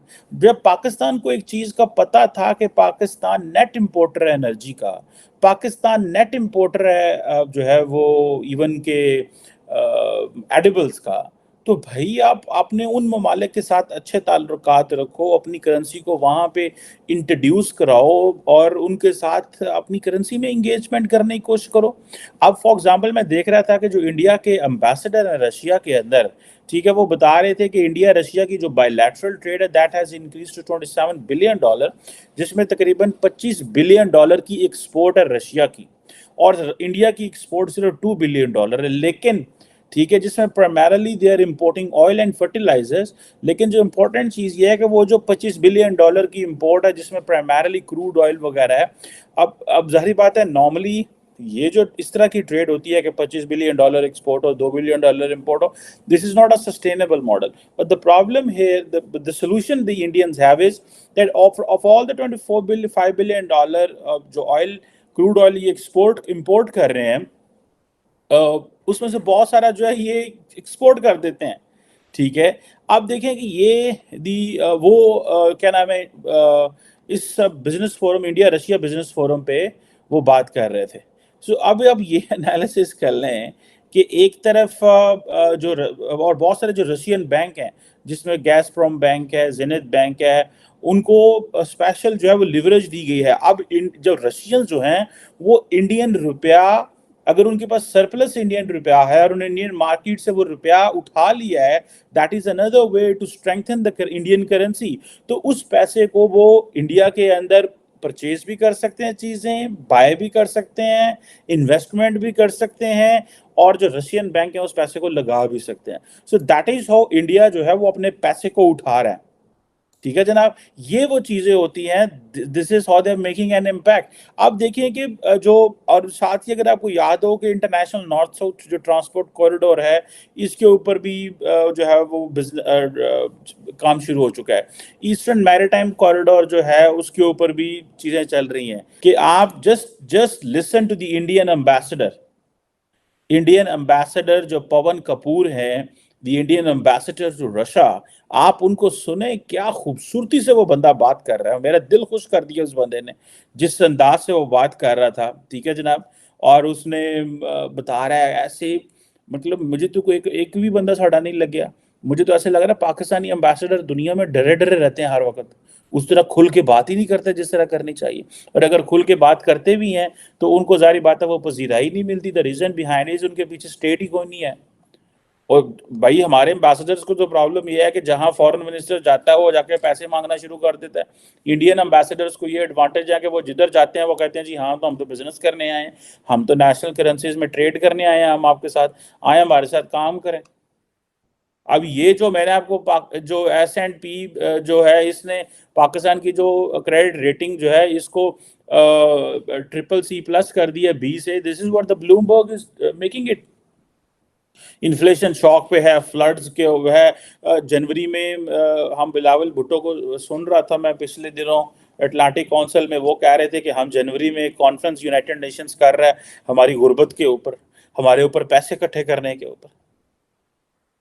ठीक है जी। अब ये जो चीजें हैं कि ये this is where we are. Pakistan के जो मसाइल हैं उसकी बुनियाद इस लफ्ज कश्मीर में पिन्हा है। कश्मीर की वजह से पाकिस्तान ने बहुत सारी ऐसी पॉलिसी अख्तियार की जिसका हतमी नतीजा फाइनेंशियल एक्शन टास्क फोर्स के एक्शन प्लान के नतीजे में पाकिस्तान पे मुसल्लत हुआ। ईद आ रही है, IMF हमें कुछ पैसे दे देगा, ईद आ रही है। इन्होंने ईद को लेके इतना बड़ा एक प्रोपेगेंडा कर दिया पाकिस्तान में कि ईद के दिन खुशखबरी मिल जाएगी, ईद के दिन खुशखबरी। अरे वो ईसाई हैं यार, वो ईद नहीं मनाते। मेजर गौरव आर्या के अंदर के जो सोल्जर है वो अभी तक जिंदा है, उनकी वॉर स्पिरिट। हमें ये जो कश्मीर की रट है ये मेरा ख्याल है हमें खत्म करनी पड़ेगी, क्योंकि जो कश्मीर वो था वो कभी ना हमें मिलना था, ना कभी हमारे कब्जे में था और ना ही कभी आएगा। हर चीज जो पाकिस्तान में है ये कह देते हैं कि नहीं अब अल्लाह रहम करेगा हम पे। तुम क्या करोगे? तुम भीख मांगोगे, तुम सिर्फ भीख मांगोगे। इनके टीवी एंकर भी बोलते हैं हमें वहां से भीख मिल रही, वहां से भीख मिल रही। अरे यार कुछ तो गैरत। इंडिया ऐसा रोल अदा ना करता, वहाँ पे मेजर गौरव आर्या ना होते तो वाकई लाहौर हिरोशिमा होता, दिल्ली नागासाकी होता और दुनिया जो यहाँ पे बच गया वो लूट कर ले जाते। पाकिस्तानी कह रहे हैं कि सऊदी और UAE से हमारे ताल्लुक खराब हैं क्योंकि वो हमें पैसे नहीं दे रहे। अरे ताल्लुक बराबर वालों में होते हैं, भिखारी और सेठ का क्या ताल्लुक होता है यार? क्या रिश्ता होता है? हमारे रिश्ते खराब चल रहे हैं उनके साथ। उन्होंने पाकिस्तान और इंडिया का बेटा बन के दोनों को बचाया। यकीन जाने लाहौर में ना ये ब्रेन क्या, ये अंडे मुर्गी के पेट में बॉयल होके बाहर निकलते और काले से होके कि अगर ये वेपन्स आपस में चल जाते। अमेरिका का एक नाम हुआ करता था, चाइना का एक नाम हुआ करता था, विदेश बोलते हैं ना कि यार मेरे को विदेश जाना है, तो विदेश का एक नाम हुआ करता था। आज विदेशी लोग जो हैं अपनी कंपनियां खोलने के लिए हिंदुस्तान में तरस रहे हैं।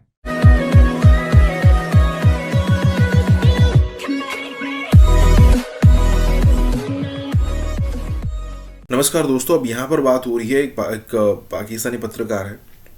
अब उनका कहना ये है कि पाकिस्तान की जो हालत ख़राब हुई है, पाकिस्तान की जो सिचुएशन ख़राब हुई है, चाहे इकोनॉमिकल काउंट कर लीजिए या फिर कहीं के आइडेंटिटी क्राइसिस है या फिर जो भी आप काउंट कर लीजिए, क्योंकि किसी भी क्षेत्र में ऐसा नहीं है कि पाकिस्तान झंडे गाड़ रहा है। तो हर किसी चीज़ों पर अगर आप देखो तो यही चीज़ है कि भाई बर्बादी हो रही है। तो इसका सिर्फ और सिर्फ रीज़न कश्मीर है। मतलब इनका कहना ही है कि भाई देखिए जो कश्मीर पाकिस्तान इंडिया के पास है वो तो हमें मिलने वाला है नहीं। हो सकता है कि वो हमारे पास कश्मीर है वो भी ले जाए। लेकिन दोस्तों एक और चीज़ है जो मतलब मुझे ऐसा लगता है कि मान लीजिए कि फ़िलहाल जो कश्मीर इंडिया के पास है वो भी अगर पाकिस्तान के पास होता तो वो और किसी चीज़ को ले आते। और इंडिया को जिस टाइप का फ़िलहाल उन्होंने पिछले सालों में जो 30-40 साल उन्होंने परेशान किया इंडिया को, 90 से लेकर 2010, 2014, 15 तक, वो गज़वाए हिंद वाला चैप्टर ले आते कि भाई हमें जो है वो यहाँ से सेना निकलेगी, अफगानिस्तान से सेना आएगी, फिर पाकिस्तान आएगी और फिर हिंद पर कब्जा करेगी और उनके जो लीडर्स हैं उनको हथकड़ी पहना कर तो ऐसा नहीं है, ये उनकी फितरत में है। तो मतलब इनका कहना भी सही है कि भाई कश्मीर वाली सिचुएशन उन्होंने पाकिस्तान को बर्बाद करके रख दिया है। इसी के साथ ही वीडियो शुरू करते हैं। दूसरी बात जो है, जहां तक कश्मीर का ताल्लुक है, ये एक ऐसी डुगडुगी है जो कि हर हुकूमत ने मिलिट्री एस्टैब्लिशमेंट के साथ मिलके चलाई है। मतलब हर जगह पे वो लहराते रहे हैं क्योंकि इसको उन्होंने एक इंडस्ट्री के तौर पे लिया है। कश्मीर की वजह से बहुत सारे ऐसे काम जो शायद वैसे ये नहीं कर सकते। अब देखिए ना, मौलाना फजल रहमान कश्मीर कमेटी के चेयरमैन बन गए, 10-15 साल तक वो चेयरमैन बने रहे। भी क्या हासिल कर लिया आपने? और मैं अब खुद समझता हूँ, मैं जब 1999 दिसंबर में कंधार जो भारतीय तैयारा हाईजैक हुआ था उसकी रिहाई हुई, तो उसके बाद भी मैंने एक मजमून भी लिखा था कि पाकिस्तान के जो मसाइल हैं उसकी बुनियाद इस लफ्ज़ कश्मीर में पिन्हा है। कश्मीर की वजह से पाकिस्तान ने बहुत सारी ऐसी पॉलिसी अख्तियार की जिसका हतमी नतीजा फाइनेंशियल एक्शन टास्क फोर्स के एक्शन प्लान के नतीजे में पाकिस्तान पे मुसल्लत हुआ। यानी क्योंकि उसमें बुनियादी तौर पे यह था कि आप दहशतगर्द तंजीमों की या टेररिस्ट फाइनेंसिंग जो है वो आपने उसकी पेशबंदी करनी है। तो कश्मीर की वजह से आज जो पाकिस्तान का हाल देख रहे हैं, बुनियादी तौर पे मैं समझता हूँ कि वो हमारी कश्मीर पॉलिसी की वजह से है। जो जनरल बाजवा ने उस वक्त जो कहा वो ठीक था, नोशनली विजन के हिसाब से ठीक था, लेकिन इसके ऊपर मुनाफकत फिर बहुत की गई है। यानी ये नहीं हो सकता कि आप एक मसले को लेके मुसलसल उसको चलते रहें और ये समझें कि इसकी वजह से पाकिस्तान की रियासत, पाकिस्तान के रियासती इदारे जख्मी हुए बगैर, मजरूह हुए बगैर और पाकिस्तान के मफादात मजरूह हुए बगैर पाकिस्तान तरक्की कर लेगा। ये मुमकिन नहीं था। कश्मीर मसले की एक शेल्फ लाइफ थी। कश्मीर को एनेक्स करके उस पर कब्जा करके या यूनियन का हिस्सा बना के भारत ने उस मसले को हमारे लिए ख़त्म कर दिया। कभी वो हमारे पास था ही नहीं, कभी हमारे पास आ सकता है। हमें बड़ा इस पे क्लियर होना चाहिए। देखिए, बड़ी एक संगीन सूरत हाल है पाकिस्तान के लिए जियोपॉलिटिकली भी, और उसमें इसलिए संगीन है कि भारत अब समझे कि वो कहा करता था ना कि कश्मीर हमारा अटूट अंग है, लेकिन अब ग्लोबल पॉलिटिक्स को देखें तो उसमें भारत एक अटूट अंग बन गया है वेस्टर्न ब्लॉक की एशिया के हवाले से पॉलिसी का। एक बहुत बड़ा इंस्ट्रूमेंट, एक बहुत बड़ा टूल बन गया है, और उसमें पाकिस्तान कुछ हासिल नहीं कर सकेगा अगर मुस्तकिल हम एक महाज़ाराई की कैफियत में रहे भारत के साथ। हमें ये जो कश्मीर की रट है, ये मेरा ख्याल है हमें ख़त्म करनी पड़ेगी, क्योंकि जो कश्मीर वो था वो कभी ना हमें मिलना था, ना कभी हमारे कब्जे में था और ना ही कभी आएगा। अच्छा, इसी में अपना जो कश्मीर है उसको अगर बचाने की हम कोशिश कर लें, उसको जमहूरी तरीके से चला लें। आपने देखा पिछले दिनों वहाँ पे क्या हुआ, उसकी वजह से हमारा जो केस है कश्मीर का वो तकरीबन वो ख़त्म हो चुका है। हमें उसकी बजाय जो मौजूदा पाकिस्तान है, बाकी बचा हुआ कश्मीर है, मेरा ख्याल है उस पर तवज्जो देनी चाहिए, बजाय इसके कि हम इसका ब्लेम गेम करते रहें, उसका इल्ज़ाम कभी एक पे लगाएं कभी दूसरे पे लगाएं। और उसकी सबसे बड़ी हमें जो इस हवाले से मुनाफकाना रवैया इख्तियार, मुनाफकाना पॉलिसियाँ इख्तियार की गई हैं, हमें वो तर्क करनी पड़ेंगी। अच्छा, मैं मुख्तसरन एक बात रह जा रही है। जनरल कमर जावेद बाजवा साहब काफी कंफर्म इतलात भी हैं, वो उनके दौर में इसराइल के करीब भी जाने की बड़ी बातें होती रही। यानी वो क्या चाहते क्या थे, यहाँ भी जाते थे, बड़ी मुख्तसर सी बात। उसमें तो उन्होंने देखे आखिरी वक्त में बड़ी कोशिश की खुद को अमेरिका के भी करीब करने की। अब तो काफ़ी सारी बातें बाहर आ गई कि वो एक्सटेंशन वो भी लेना चाहते थे। फैज़ हमीद भी अपना टेन्योर ISI के सरबराह के तौर पे जारी रखना चाहते थे। और हमारे साथ जो मीटिंग हुई थी उसमें उन्होंने इसराइल के हवाले से भी बड़ी एक वाज़ेह बात की थी, और वो ये था कि हमारा इसराइल के साथ कोई बराह रास्त झगड़ा नहीं है और हम कोई फ़लस्तीनियों के मामे लगे हुए हैं जो उनकी खातिर हमने इसराइल के साथ झगड़ा मोल ले रखा। और वैसे मैं आपको बताऊं, मेरी साबिक जो आन-जहानी वज़ीर आज़म और वज़ीर ख़ारजा थे शिमोन पेरेज़, उनसे मुलाकात भी हुई थी बहुत अरसा पहले टेल अवीव में। मैं जर्नलिस्ट के तौर पे, वॉइस ऑफ जर्मनी के कॉरेस्पॉन्डेंट के तौर पे उन्होंने हमें दावत दी थी एक और वफ़द के हमरा। तो शिमोन पेरेज़ ने मुझे उस वक्त कहा था कि आप जनरल परवेज़ मुशर्रफ को बेशक मेरा पैगाम पहुंचा दे कि हमारा आपके साथ कोई झगड़ा बराह रास्त है ही नहीं है, तो आप हमारे साथ उस तरह के ताल्लुकात क्यों कायम नहीं कर लेते जिस तरह के हमारे ताल्लुकात इस वक्त मुत्तहिदा अरब अमारात के साथ हैं। मैं ये अब 2006 की बात कर रहा हूँ। अंदाज़ा लगाइए, 2006 में मुत्तहिदा अरब अमारात इसराइल के साथ बिजनेस रिलेशनशिप कायम कर चुका था। तो उसने कहा कि इस तरह तुर्की ने हमें तस्लीम किया हुआ है, लेकिन मुत्तहिदा अरब अमारात जो कि इतना करीबी मुल्क है उसके साथ अब हमारे बाकायदा मरासिम हैं, तो आप लोग क्यों नहीं कर लेते। लेकिन यहाँ पे चूंकि हमारे यहाँ मसलहत की सियासत होती रही है, मुनाफकत की सियासत होती रही है, जिस मामले पे हमारे मीडिया, हमारी मिलिट्री एस्टेब्लिशमेंट और हमारे सियासी जमातों को इकट्ठा होना चाहिए था, वो ये था कि पाकिस्तान का तवीलुल मायाद मफाद किस में है? क्या मुसलसल आप भारत और इसराइल के साथ महाजराई रखेंगे, या फिर यह है कि आप अपने एक दफा तय कर लें कि हमने इस मुल्क को तरक्की देनी है, तो इस मुल्क को तरक्की देने के कई के जो आपके जितने फ्रंट आपने खोले हुए हैं गैर जरूरी तौर पे, उसको आप बंद करें और आवाम की फलाह और बहबूद पे तवज्जो दें। एक स्टेटमेंट आया हमारे एक्सटर्नल अफेयर्स मिनिस्टर जयशंकर साहब की तरफ से, और जयशंकर साहब ने बोला कि हम रशिया से हथियार खरीदते रहेंगे, $multi-million के हथियार हम खरीदते रहेंगे। वो देख लें आज वो किधर कहाँ बैठ के, वो डॉक्टर जयशंकर ऑस्ट्रेलिया बैठे हुए हैं। मेरा फॉरेन मिनिस्टर दुनिया में जाता है, जिधर जाता है पैसे लेके आता है। वो जिधर जाते हैं इक्वल पार्टनरशिप की बात करते हैं, बिकॉज उनके पीछे इतना बड़ा इंफ्रास्ट्रक्चर पड़ा हुआ है कि वो सारा इंफ्रास्ट्रक्चर उसको वो इस्तेमाल कर सकते हैं, वो नॉलेज इकोनॉमी में उस सारे इंफ्रास्ट्रक्चर को इस्तेमाल कर सकते हैं इन गिविंग मैन पावर। आज हम लोग पिछले 10-12 साल से देख रहे हैं कि हिंदुस्तान एक अपने आप में जोश में है कि एक ऐसी सरकार आई है जिसमें सिर्फ एक भारत के प्रधानमंत्री मोदी जी नहीं है, हर एक युवा अपने आप को भारत का प्रधानमंत्री बनने को और समझने को तैयार है। इकोनॉमी वीक है, आपकी बाकी सारी चीजें, आपके पास एक नहीं 100 एटम बम पड़े हुए हैं, आपके पास दुनिया का हर मिसाइल भी है, आपका हर जेट फाइटर भी है, आप नहीं लड़ सकते सर बगैर इकोनॉमी के। इंडिया को ये क्रेडिट जाता है कि आप लोगों ने इकोनॉमी पहले बेहतर की, डिफेंस आप लोगों ने बाद में बेहतर की। कमर चीमा पाकिस्तान के एक जर्नलिस्ट है, इन्होंने अभी ये पिक्चर शेयर की है कि मैं चिकागो में जा रहा था तो रास्ते में मेरा टकराव राणा अयूब से हो गया। आज ऐसा भारत हुआ है कि देश विदेश में हमारे बच्चे, हमारे स्टूडेंट्स, हमारे डॉक्टर्स, हमारे इंजीनियर्स, हमारी महिलाएं तिरंगा झंडा पकड़ने से गर्व फील करती हैं। क्यों? क्योंकि जो रहबर मिला है हम लोगों को, जो चौकीदार हम लोगों को मिला है, वो बड़ा एनर्जेटिक मिला है। आज तक मुसलमानों की हरमजादगी के ऊपर इसने एक लफ्ज नहीं बोला।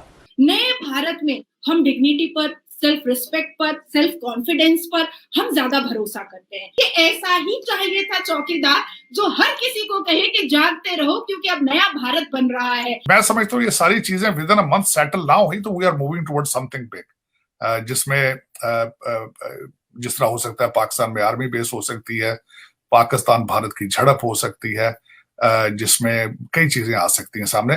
मिनिस्टर साहब ने बहुत सोफिस्टिकेटली बोला है, अगर मैं वहां पर होती तो शायद थोड़ा और रॉ बोल देती।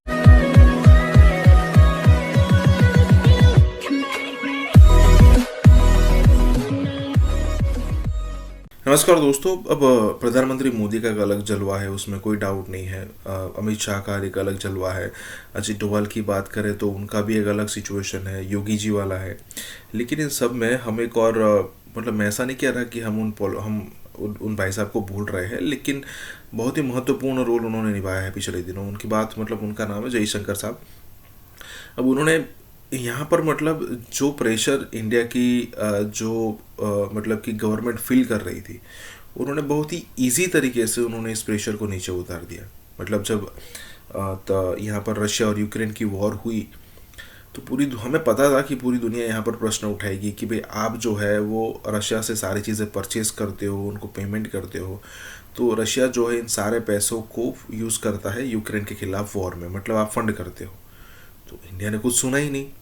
इंडिया ने कह दिया कि भाई आप अभी भी मंगवा रहे हो सारी चीज़ें। मतलब ऐसी बहुत सारी इवेंट्स हुई है पिछले दिनों में, पिछले 2-3 सालों में, कि भाई जयशंकर साहब को मानना पड़ेगा भाई ये जो भाई साहब है ना, वो बंद मुट्ठी थी, अब खुली है तो खाकी नहीं हुए 2-3 लाख की हो गई है। इसी के साथ ये वीडियो शुरू करते हैं। एक स्टेटमेंट आया हमारे एक्सटर्नल अफेयर्स मिनिस्टर जयशंकर साहब की तरफ से, और जयशंकर साहब ने बोला कि हम रशिया से हथियार खरीदते रहेंगे, $multi-million के हथियार हम खरीदते रहेंगे। क्यों खरीदते रहेंगे? क्योंकि वेस्ट भी तो पाकिस्तान को इतने सालों से हथियार दे रहा है। अगर वेस्ट पाकिस्तान को हथियार दे रहा है तो हम क्यों नहीं कर सकते? हमारी वेस्ट से अच्छी दोस्ती है, उसके बावजूद वो पाकिस्तान को देता है। वैसे जयशंकर साहब कड़वा बोलने में या जिसे बोले बेबाक बोलने में, सीधा बोलने में कभी चूकते नहीं है, और बहुत ही स्ट्रॉन्ग और करियर पॉलिटिशियन नहीं है, करियर डिप्लोमेट हैं, अब पॉलिटिशियन है। इसी पर बात करने के लिए हमारे साथ नाजिया इराई खान एनालिस्ट हैं, सुप्रीम कोर्ट की एडवोकेट हैं, और साथ में जिसे बोलते हैं एक, अब ये भी अपनी बात को उसी कड़वे अंदाज में या बेबाकी से बोलने के लिए मशहूर है। नाजिया जी, बहुत बहुत स्वागत आपका हमारे शो में। नाजिया जी, ये जो मैडम ने बोला, सॉरी हमारे एक्सटर्नल अफेयर्स मिनिस्टर जयशंकर साहब ने बोला कि वेस्ट भी हथियार बेचता रहता है, हम रशिया से खरीदेंगे। क्या ये एक नई स्ट्रैटेजी आई है? इससे पहले मनमोहन सिंह के टाइम पे तो ऐसे स्टेटमेंट्स हमने कभी नहीं सुने। देखिए, मनमोहन सिंह के टाइम में तो हमने मेक इन इंडिया बनाने का भी नहीं सुना था। मनमोहन सिंह के टाइम में मौन व्रत का टाइम था। मनमोहन सिंह के टाइम में हम नजरें झुका कर रहते थे। मनमोहन सिंह जी के टाइम पर हमें सीना चौड़ा करने की अनुमति, चलने की अनुमति नहीं थी। मनमोहन सिंह जी के टाइम में वो सामने खड़े होते थे लेकिन दिमाग इटली का चलता था। तो वो एक अलग ही दुनिया थी जिसमें हिंदुस्तानियों के अंदर वो जोश नहीं था, वो बात नहीं थी। तो आज हम लोग पिछले 10-12 साल से देख रहे हैं कि हिंदुस्तानी एक अपने आप में जोश में है कि एक ऐसी सरकार आई है जिसमें सिर्फ एक भारत के प्रधानमंत्री मोदी जी नहीं है, हर एक युवा अपने आप को भारत का प्रधानमंत्री बनने को और समझने को तैयार है और अपने अंदर भी वही जोश पैदा कर रहा है कि हम दिन भर के 24 घंटे में कम से कम 18 घंटा तो काम कर ही लेंगे, क्योंकि भारत के प्रधानमंत्री इस एज में कर रहे हैं और विद फुल एनर्जी कर रहे हैं, तो हम क्यों नहीं कर सकते। देखिए, यूक्रेन में और जब जंग हुआ था और जब वहां से वहां के स्टूडेंट्स को लेकर आया जा रहा था, तो देखिए वहां के स्टूडेंट्स का जोश देखिए कि तिरंगा झंडा दिखा करके वो फ्लाइट पर बैठ रहे थे और यहाँ पर आने के बाद कह रहे थे कि ऐसे प्रधानमंत्री हमको मिले हैं, और यहाँ के केंद्र के मंत्री लोग जाकर के उनको वेलकम कर रहे थे, बच्चे बहुत खुश थे।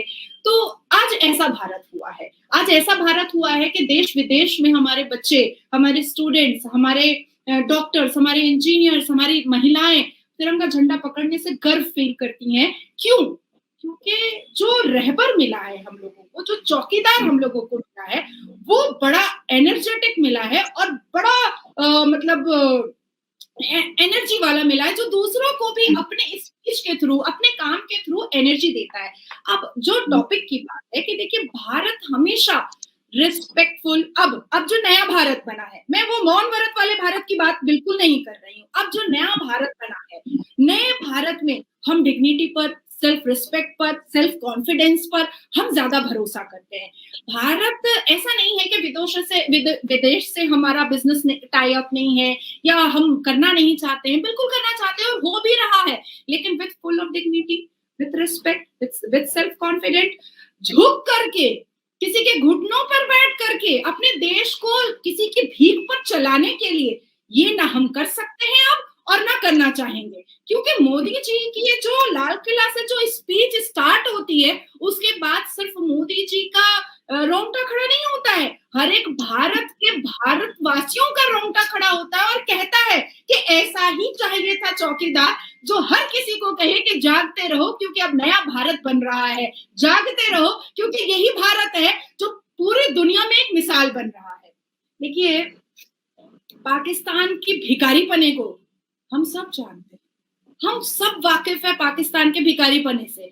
पाकिस्तान में टमाटर 400 रुपए केजी, दूध 300 रुपए केजी, गैस सिलेंडर का दाम बहुत ज्यादा है। कोई खान पठान आता है, वो गवर्नमेंट का गाड़ी बेचता है, गवर्नमेंट का कर्टन बेचता है, मुझे तो लगता है कि बाथरूम का पॉट भी बेचा होगा अपना गवर्नमेंट चलाने के लिए। तो ऐसे सरकार की तुलना अगर भारत से हम करते हैं, तो मुझे लगता है कि मिनिस्टर साहब ने बहुत सोफिस्टिकेटली बोला है। अगर मैं वहां पर होती तो शायद थोड़ा और रॉ बोल देती। कमर चीमा पाकिस्तान के एक जर्नलिस्ट है, इन्होंने अभी ये पिक्चर शेयर की है कि मैं चिकागो में जा रहा था तो रास्ते में मेरा टकराव राणा अयूब से हो गया। अच्छा, मैंने दोनों की तस्वीर को बड़े गौर से देखा है। भाई बहन नहीं लगते, ऐसा नहीं लगता कि इनका DNA एक है, ऐसा नहीं लगता कि ये शायद बचपन में बिछड़ गए थे।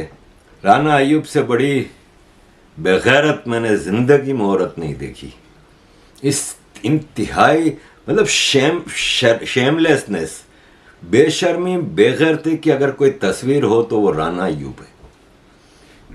हर बार ताने मारेगी मुझे। मैं इसकी एक एक ट्वीट पढ़ता हूँ, एक एक पोस्ट पढ़ता हूँ, इसके एक एक आर्टिकल को पढ़ता हूँ। आज तक मुसलमानों की हरमजादगी के ऊपर इसने एक लफ्ज नहीं बोला, एक लफ्ज नहीं बोला। इंडिया के spokesperson to external affairs ministry mister Arindam Bagchi ने उन्होंने कहा कि पाकिस्तान हमसे आटा मांगेगा तो देंगे, कर्जों के अंदर हमारा मुल्क जकड़ा है, आम आदमी को रोटी रोजगार दोनों मुयसर नहीं है, डिफॉल्ट का खतरा अभी भी हमारे यहाँ मौजूद है, मगर हुकूमती अलल्ले तलल्ले अपने जौबन के ऊपर। मुल्क में सियासी बहरान और बेयकीनी रोज बरोज बढ़ती जा रही है। मुआशी तौर पर अगर बात की जाए तो मुल्क तबाह हो चुका है। वहाँ पर मुसलमानों को 25 रुपए किलो आटा मिल रहा है सर, यहाँ पर पाकिस्तान में मुसलमानों के साथ क्या हो रहा है सर? देखे ना, आटा नहीं मिल रहा, लोग कतारों में मर रहे हैं सर। मैं छोटी बात बताऊँ, 1947 हम दोनों मुल्क लैदा हूँ मैं, आज तक इंडिया में उतने मुसलमान कत्ल नहीं हुए जितने पाकिस्तान में हो चुके हैं। गरीब और आम आदमी बकायदा पिस कर रह गया है। महंगाई ने तारीख के तमाम रिकॉर्ड तोड़ कर रख दिए हैं। आम आदमी इस वक्त जितना पिस रहा है और जितना उसके बुरे हालात हैं, हम अपने हमसाया मुल्क से ये नहीं कह सकते कि भाई जरा खिड़की खोल दो, एक दरवाजा खोल दो तो हमें हमारी भूखी आवाम को, बेचारी गरीब आवाम जो है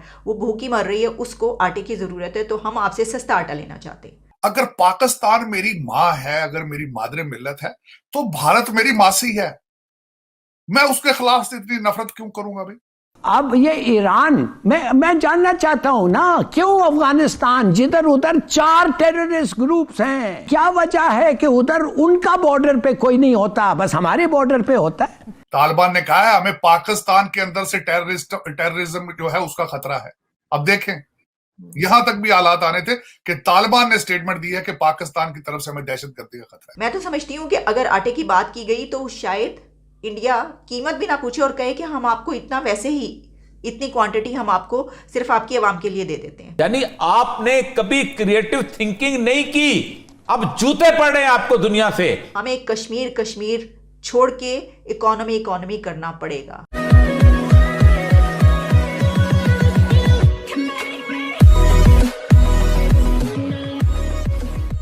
नमस्कार दोस्तों, अब ये चीज़ देखने वाली है कि भाई इंडियन मुस्लिम सही मायनों में अगर देखो तो भाग्यशाली है, क्योंकि देखिए सबसे पहले तो वो कन्वर्ट हुए, मतलब हिंदू में से कन्वर्ट हुए कुछ सालों पहले, 200, 300, 400 साल पहले, लेकिन आज भी उनको जिस हिसाब से उनको जीना है उस हिसाब से जीने दिया जाता है। मतलब गवर्नमेंट हो या फिर हिंदू मेजोरिटी कंट्री है तो हिंदुओं की बात हो, जो भी हो, उनको उस हिसाब से यहाँ पर परेशान नहीं किया जाता। दूसरी अगर आप चीज़ देखो तो मतलब आसपास के जितने कंट्रीज है, जैसे कि बांग्लादेश और पाकिस्तान की बात हो गई यहाँ पर, तो वहाँ पर जो हालात है, अब वहाँ पर तो मुख्य रिलीजन इस्लामी है, फिर भी उनकी सिचुएशन बहुत ख़राब है। अब ज़रा आप इंडिया में देखिए कि इंडिया में हिंदुओं के जितने राइट्स हिंदुओं को मिलते हैं उससे ज़्यादा राइट्स तो यहाँ पर मुस्लिमों के पास है। और ये जो पाकिस्तान में नैरेटिव चलाया जाता है कि भाई नमाज भी नहीं पढ़ने दिया जाता, मुसलमानों के खिलाफ अत्याचार होते हैं, ये सारी बातें हम सबको पता है कि भाई 1% भी सही नहीं है। तो कहने का मतलब ये है कि कंपेयर करना चाहिए। मुझे तो मतलब कोई ऐसा बंदा मिला नहीं, कुछ चुनिंदा जो है वो बीजेपी के टच में जो होते हैं वही बोलते हैं। अदरवाइज ये चीज़ें बोलनी चाहिए, उनको कहनी चाहिए, दुनिया को जतानी चाहिए, जिससे ये पता चले कि नहीं, सही मायनों में वो फील करते हैं। इसी के साथ ये वीडियो शुरू करते हैं। इंडिया की तरफ से जवाब आ गया है। इंडिया ने जवाब दे दिया है उस स्टेटमेंट का जो कि पाकिस्तान के प्राइम मिनिस्टर शहबाज शरीफ साहब की तरफ से दी गई थी। अरब न्यूज़ को इंटरव्यू देते हुए उन्होंने एक बड़ा बयान ये जारी किया था कि वो चाहते हैं कि पाकिस्तान और भारत के बीच थ्रू टेबल टॉक वो तमाम प्रॉब्लम्स रिजॉल्व किए जाएं जो दोनों कंट्रीज़ के बीच कई डेकेड से हैं। उनका कहना ये था कि वो सिंसियर और ऑनेस्ट टॉक चाहते हैं, और जो जंगें हुई दोनों कंट्रीज़ के बीच उससे कुछ नहीं मिला सिवाय बेरोज़गारी, भूख के। लेकिन इसी के साथ उन्होंने इस इंटरव्यू में एक और बड़ी अहम बात की थी जो मैंने इससे पहले उसका जिक्र नहीं किया। उन्होंने कहा था ये बड़े शर्म की बात है कि एक न्यूक्लियर पावर हाथ में कशकोल पकड़ के जो है मांगती फिर रही है, कि एक एटमी ताकत को पूरी दुनिया से पैसे मांगने पड़ रहे हैं, भीख मांगनी पड़ी है। ये बात भी उन्होंने उसके अंदर की थी, क्योंकि हुकूमत और प्राइम मिनिस्टर समेत सब जगह जगह जा रहे हैं पैसे के लिए, तो उन्होंने ये बात एक्सेप्ट की। लेकिन 2 दिन हमने देखा कि इंडिया की तरफ से कुछ इसके ऊपर नहीं कहा गया, और हम वेट कर रहे थे, इंतज़ार कर रहे थे कि भारत की तरफ से इसका क्या जवाब आता है। तो भारत की तरफ से जवाब आ गया है, और इंडिया के spokesperson to external affairs ministry mister Arindam Bagchi ने इसके ऊपर ये कहा है कि हम तो हमेशा से अपने नेबरिंग कंट्रीज़ के साथ अच्छे ताल्लुकात चाहते हैं, नॉर्मल रिलेशंस रखना चाहते हैं। मैं आपको बता देती हूँ उन्होंने ये क्या कहा है। उन्होंने ये कहा है, we have always wanted normal relations with Pakistan.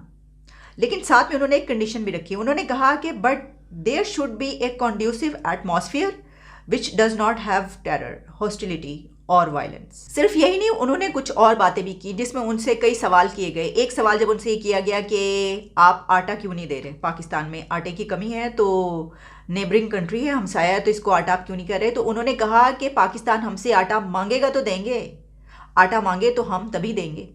देखिए ये बात बिल्कुल सही है, बिल्कुल सच है कि इससे पहले ऐसा हुआ है कि एक मर्तबा इसी तरह की कोई सिचुएशन थी तो इंडिया की तरफ से कोई ऑफ़र की गई थी जिसको हमने डिक्लाइन किया।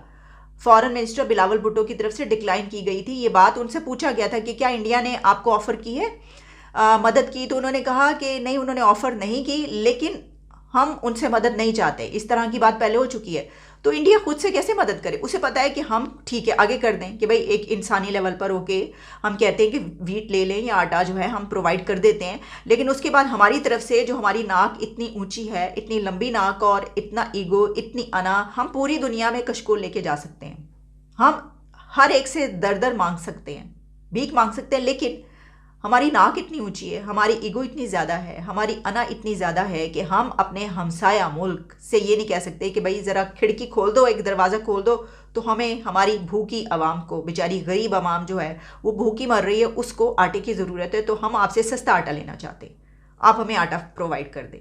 मैं तो समझती हूँ कि अगर आटे की बात की गई तो शायद इंडिया कीमत भी ना पूछे और कहे कि हम आपको इतना, वैसे ही इतनी क्वांटिटी हम आपको सिर्फ आपकी आवाम के लिए दे देते हैं। हम ये तो कर सकते हैं कि अपने इश्यूज़ को थोड़ी देर के लिए हम साइड पर रखें और हम कहें कि हम इंडिया से आटा लेने लगे हैं, हम इंडिया से वीट लेने लगे, हम उनसे ये वाली ट्रेड जो हमें इस वक्त बहुत ज़रूरत है और आवाम इस वक्त बहुत मुश्किल में है, तो हम सिर्फ ये फ़ैसला जो है आवाम के लिए कर रहे हैं। यानी हुकूमत अगर ये कहे कि ठीक है इमरान खान हम पे तनकीद कर रहे हैं, आप करें, लेकिन हमने ये फ़ैसला आवाम के लिए किया है, और जब आवाम तक ये आटा पहुँचेगा, वीट पहुँचेगी, वो सारी सहूलियात पहुँचेंगी जो आप इंडिया से ट्रेड स्टार्ट करके लेंगे, तो आवाम आपको ही वोट देगी कि ठीक है, ओके, उन्होंने फ़ैसला किया तो इसमें क्या है अगर ले लिया, जब उन तक उनकी जो ज़रूरियात है वो पहुँच रही हैं। एक बात तो आप याद रखें, हमें एक काम करना ही पड़ेगा, हमें कश्मीर छोड़ के इकोनॉमी करना पड़ेगा। हमें कश्मीर जो थोड़ी देर के लिए साइड पर रखकर हमें इस वक्त अपने सामने आवाम की ज़रूरियात, उनके लिए क्या चाहिए, उनकी कमर टूटी हुई है, उनको कैसे उठाना है और कैसे पाकिस्तान को एक गहरे गड्ढे में गिरने से रोकना है, इसके लिए ये बहुत ज़रूरी है कि जो हमने रट लगाई हुई ना इतने अरसे से, वो हमें छोड़ना पड़ेगी, वो हमें पीछे रखना पड़ेगी। क्योंकि देखिए आप ना, पैलेस्टीन हमारा मसला है, वो मसला आपका उस वक्त होगा, आप उस वक्त आंसू बहाएं उनके ऊपर बम गिरने की जिस वक्त आपके अपने लोग बड़े खुशहाल हों। इंडिया में कश्मीर में क्या हो रहा है, कश्मीर आपकी शहर है, ये सब, ये उस वक्त आप सवाल उठा सकते हैं, उस वक्त कर सकते हैं जब आप एक खुशहाल मुल्क हो, आपके पास और कोई क्राइसिस ही ना हो, आपके पास और कोई इशू ही ना हो, आपके पास बस यही हो भाई और तो कुछ है नहीं, चलो इसी के ऊपर थोड़ी सी मुँहमारी कर लेते हैं, ज़रा थोड़ा सा अपने नेबर्स को टफ टाइम दे देते हैं, तो चलो ये कश्मीर लगाओ। लेकिन हम तो ऑलरेडी खुद से अपने इतने टफ टाइम में हैं, इतने क्राइसिस में हैं कि हम किसी को क्या टफ टाइम दे सकते हैं। वो कहते हैं अच्छा ठीक है, जाओ वड़ो, जो मर्जी करो, और फिर उनकी तरफ से अलबत्ता फिर जो आप जानते हैं, जब आप ये नाम लेंगे तो दूसरी तरफ से जो कहा जाएगा अच्छा आपके वहाँ भी कश्मीर है ना, तो ठीक है, फिर उसके ऊपर भी कुछ करते हैं, तो टफ टाइम हमें ही मिलेगा। इस वक्त जो पिछले दिनों हमारे पाकिस्तान के जो एक बड़े अच्छे जर्नलिस्ट हैं, उन्होंने एक डिटेल के साथ लिखा किस तरीके से डायलॉग शुरू हुआ दो हमारे एनएसएस के, भारत के एनएसए और पाकिस्तान के एक आर्मी जनरल, और जिस तरीके से एक पीस प्लान के बारे में सोचा गया कि मोदी जी पाकिस्तान आएंगे और रिलेशनशिप बेहतर होंगे। तो अगर आप इंटरेस्टेड थे तो उसी चीज का हवाला दे के उसी तरह का पैकेज करके पहले एक बैकडोर चैनल डिप्लोमेसी डायलॉग करके फिर आप इस तरह की चीज कर दें। अब दूसरा उसमें आरजू, मैं अक्सर ये कहना चाहता हूं, मेरे खिलाफ जाती तौर पर मैंने देखा है बहुत ज्यादा बैशिंग होती है ऑनलाइन भी, और अक्सर जो है खासकर पाकिस्तान की तरफ से ये कहा जाता है कि शायद मैं पाकिस्तान बैशिंग करता हूं, पाकिस्तान के खिलाफ बोलता हूं। It is not possible. Pakistan मेरी मदरलैंड है, मैं उसके खिलाफ क्यों बोलूंगा? मैं उस सिस्टम के खिलाफ हूं जो इसको 76 साल से तबाह करने के करीब लेके जाता रहा। हाँ, दूसरी तरफ ये कुछ लोग ये बात करते हैं कि शायद I am leaning towards Bharat India. मैं बिल्कुल, मैं भारत, अगर पाकिस्तान मेरी माँ है, अगर मेरी मादरे मिल्लत है, तो भारत मेरी मासी है। मैं उसके खिलाफ से इतनी नफरत क्यों करूंगा भाई? सदियों से हम इकट्ठे रह रहे हैं। दुनिया में वाहिद ऐसे कुछ लोग हैं जिनका डीएनए, कल्चर, फूड, मिजाज, सोचें बिल्कुल एक जैसी हैं। वो कौन है? वो हमारे भारतीय भाई। और मैं स्ट्रिक्टली बिलीव इस चीज पे करता हूं कि आरजू कभी नफरत में इतने आगे ना चले जाएं कि वो आपको हर्ट करना शुरू कर दे। अब इस वक्त हम इस पॉइंट पे पहुंच चुके हैं नफरतों में कि हम अब वो चीजें हर्ट कर रही हैं, मुसलसल कर रही हैं, बिलखसूस पाकिस्तान को ज्यादा हर्ट कर रही हैं, क्योंकि हमारे एक तो डेमोक्रेसी का सिलसिला मुतासर रहा, उसके बाद करप्शन, नेशनलिज्म, मिसमैनेजमेंट, सारी चीजें हमारे पास है। भारत तो अपनी तरक्कियों में जा रहा है। आपकी जरूरत है इस वक्त, और मैं समझता हूं आज भी अगर देखा जाए कोई भी चीज इम्पॉसिबल नहीं है। अगर आप रिलेशनशिप बेहतर करना चाहते हैं तो आप स्टेप लें। पाकिस्तानी कहते हैं ऋषि सुनक पाकिस्तानी डिसेंट का है, तो पूरा पाकिस्तान तो इंडियन डिसेंट का है। 1947 से पहले पाकिस्तान था? नहीं था। कोई नाम था पाकिस्तान का? नहीं था। ये पाक हिंद कहलाता था सारा। इस ट्रिबल में दुनिया के 5 बड़े इन्वेस्टर जो कि इन्वेस्ट कर रहे हैं और पीएम मोदी के साथ दे रहे हैं। इंडियन सरकार ने गूगल को कोई 113 मिलियन जो है वो फाइन किया है, और पाकिस्तान में तो मेरा ख्याल है पाकिस्तानी सरकार के पास तो गूगल की ईमेल भी नहीं होनी। भाई ये फेक है, फेक से आपका इमेज अच्छा नहीं होता, आप जलील होते हो। अब आप इमेजिन करें कि इंडिया कितना ज्यादा, first they are protecting the rights of the Indian citizens. Pakistan को देख के तकलीफ होती है, इंडिया को देख के खुशी होती है कि इंडिया ने माशाल्लाह एक तरक्की की है, अपने लोगों के लिए उन्होंने काम किया है। हम लोगों ने सिर्फ पैसा इकट्ठे करने के चक्कर में रहे हैं। अब आप कंपेयर करें इंडिया गवर्नमेंट को, वहाँ पर मोदी, ठीक है, अगर हम उसको जितना मर्जी क्रिटिसाइज़ करें as a racist, as a whatever, ठीक है, बट अपनी आवाम के लिए वो उस प्लेटफॉर्म पे जाता है, ठीक है। वहाँ पे आप देखें बड़ी बड़ी कॉर्पोरेट्स के ऑफिस हैं, गूगल का ऑफिस है, वहाँ पे अब IBM इन्वेस्ट कर रहा है, हर बड़ी कंपनी इन्वेस्ट कर रही है। वो मोदी के मुल्क से आ रहा है वो बंदा, मतलब कि था खून तो उधर का ही है ना, और वो एक क्लास होगा और आप देखेगा इंग्लैंड अब कहाँ जाएगा। इंडिया देख लो यार कहाँ से कहाँ चला गया। तो वो एक मैसेज दे रहे हैं इंटरनेशनल दुनिया को कि पाइन तुसी इत्थे आके जो मर्जी लुट लट के ले जाओ, ऐ नहीं होना। बिकारिस्तान वालों ने सुबह ही सुबह भाई मीडिया पे आतंक मचा दिया कि इंडिया की टीम नखरे कर रही है और उनको सैंडविच जो है वो बोल रहे हैं कि ये ठंडे मिल रहे हैं। तो बेटा बिकारियों, बुकलंडियों, ये इंडिया की टीम है, ये पाकिस्तान की टीम नहीं है कि उनको सड़ी हुई बिरयानी या पिछले साल के बचे हुए कैंटीन के बर्गर खिला दिए तो वो लोग खा के बोलते अल्हम्दुलिल्लाह। उनका विजन, उनका जो ये मोटिवेशन है, उनका जो डिटर्मिनेशन लेवल है वो हमसे बहुत ज़्यादा हाई है। चाहे हम लोग उनको जो है क्रिकेट में या कहीं भी हम लोग उनको रोस्ट करते रहते हैं, लेकिन मेरे नज़दीक उनका डिटर्मिनेशन लेवल हमसे बहुत ज़्यादा हाई है।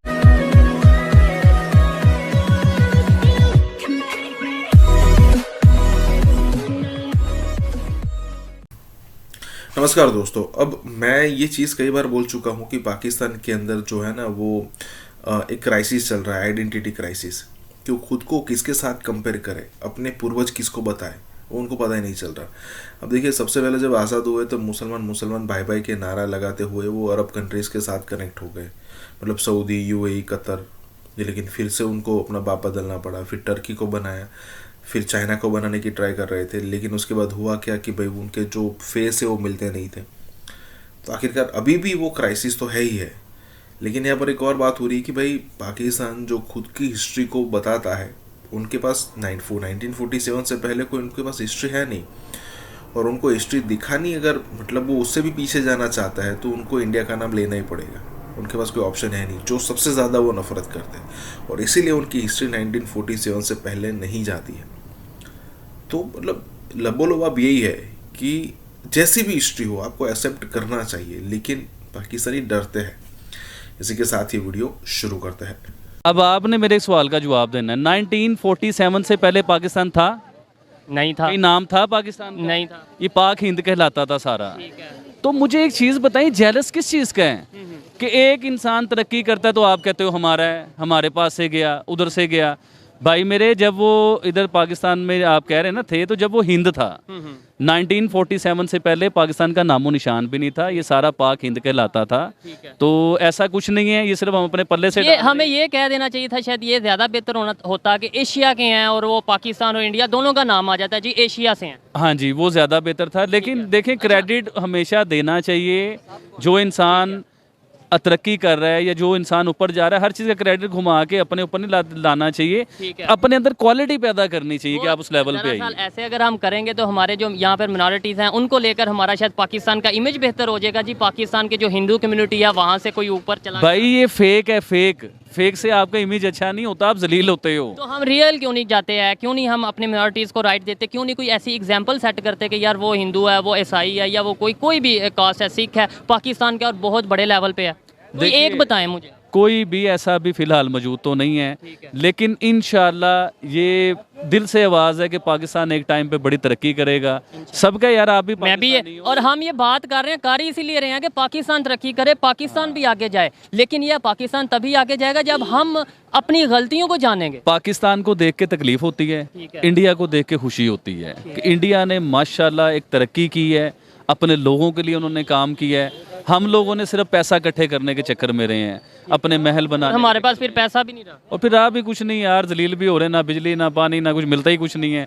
तो बस यही सारी बातें हैं। अच्छा, दूसरे नंबर पे क्वेश्चन ये है कि उन्हें जो प्राइम मिनिस्टर बनाया जा रहा है, इस टाइम पे बनाया जा रहा है जब यूके की इकॉनमी दिन ब दिन डाउन हो रही है, उनकी इकॉनमी गिर रही है, इस टाइम पे उन्हें बनाया जा रहा है, क्या वो हैंडल कर लेंगे? भाई वो मोदी के मुल्क से आ रहा है वो बंदा, मतलब कि था खून तो उधर का ही है ना, और वो एक क्लास होगा और आप देखेगा इंग्लैंड अब कहाँ जाएगा। ये मोदी का बंदा है, और यूके के और इंग्लैंड के तल्लुकात भी बेहतर हो जाएंगे, बहुत अच्छे हो जाएंगे, बहुत अच्छे हो जाएंगे। और ये बंदा आपको दिखाएगा उधर भी जाके कि उनकी इकॉनमी भी ऊपर जाएगी, वो लोग भी ऊपर जाएंगे, सारा सिलसिला। इंडिया देख लो यार कहाँ से कहाँ चला गया है। अभी रिसेंटली कल की बात थी कि इंडिया कुछ भी नहीं था। ऐसे ही 90s की बात करें, 90s मतलब ये है कि अभी शायद तब 30 साल पुरानी, 35 साल पुरानी बात करें तो हम हमारे मुकाबले पे था। कुछ लोग कहते हैं कि नहीं, 30-35 साल को हम कल की बात कहते हैं, 100 साल पुरानी बात को कहते हैं कि यार बहुत पुरानी बात है। 30-35 साल एक जनरेशन का होता है, तो उस अरसे में उन लोगों ने यार वाकई तरक्की की है, इस बात को मान। वो ये नहीं कहते कि हम डेवलप हो चुके हैं, वो कहते हैं अभी तो हमने आगे जाना है, यानी इसका मतलब उनकी सोच बड़ी। मैं एक इंटरव्यू सुन रहा था, इतना कुछ होने के बावजूद भी उनका बहुत बड़ा एंकर है, वो कह रहा था इंडिया आज भी जेरे तामीर है।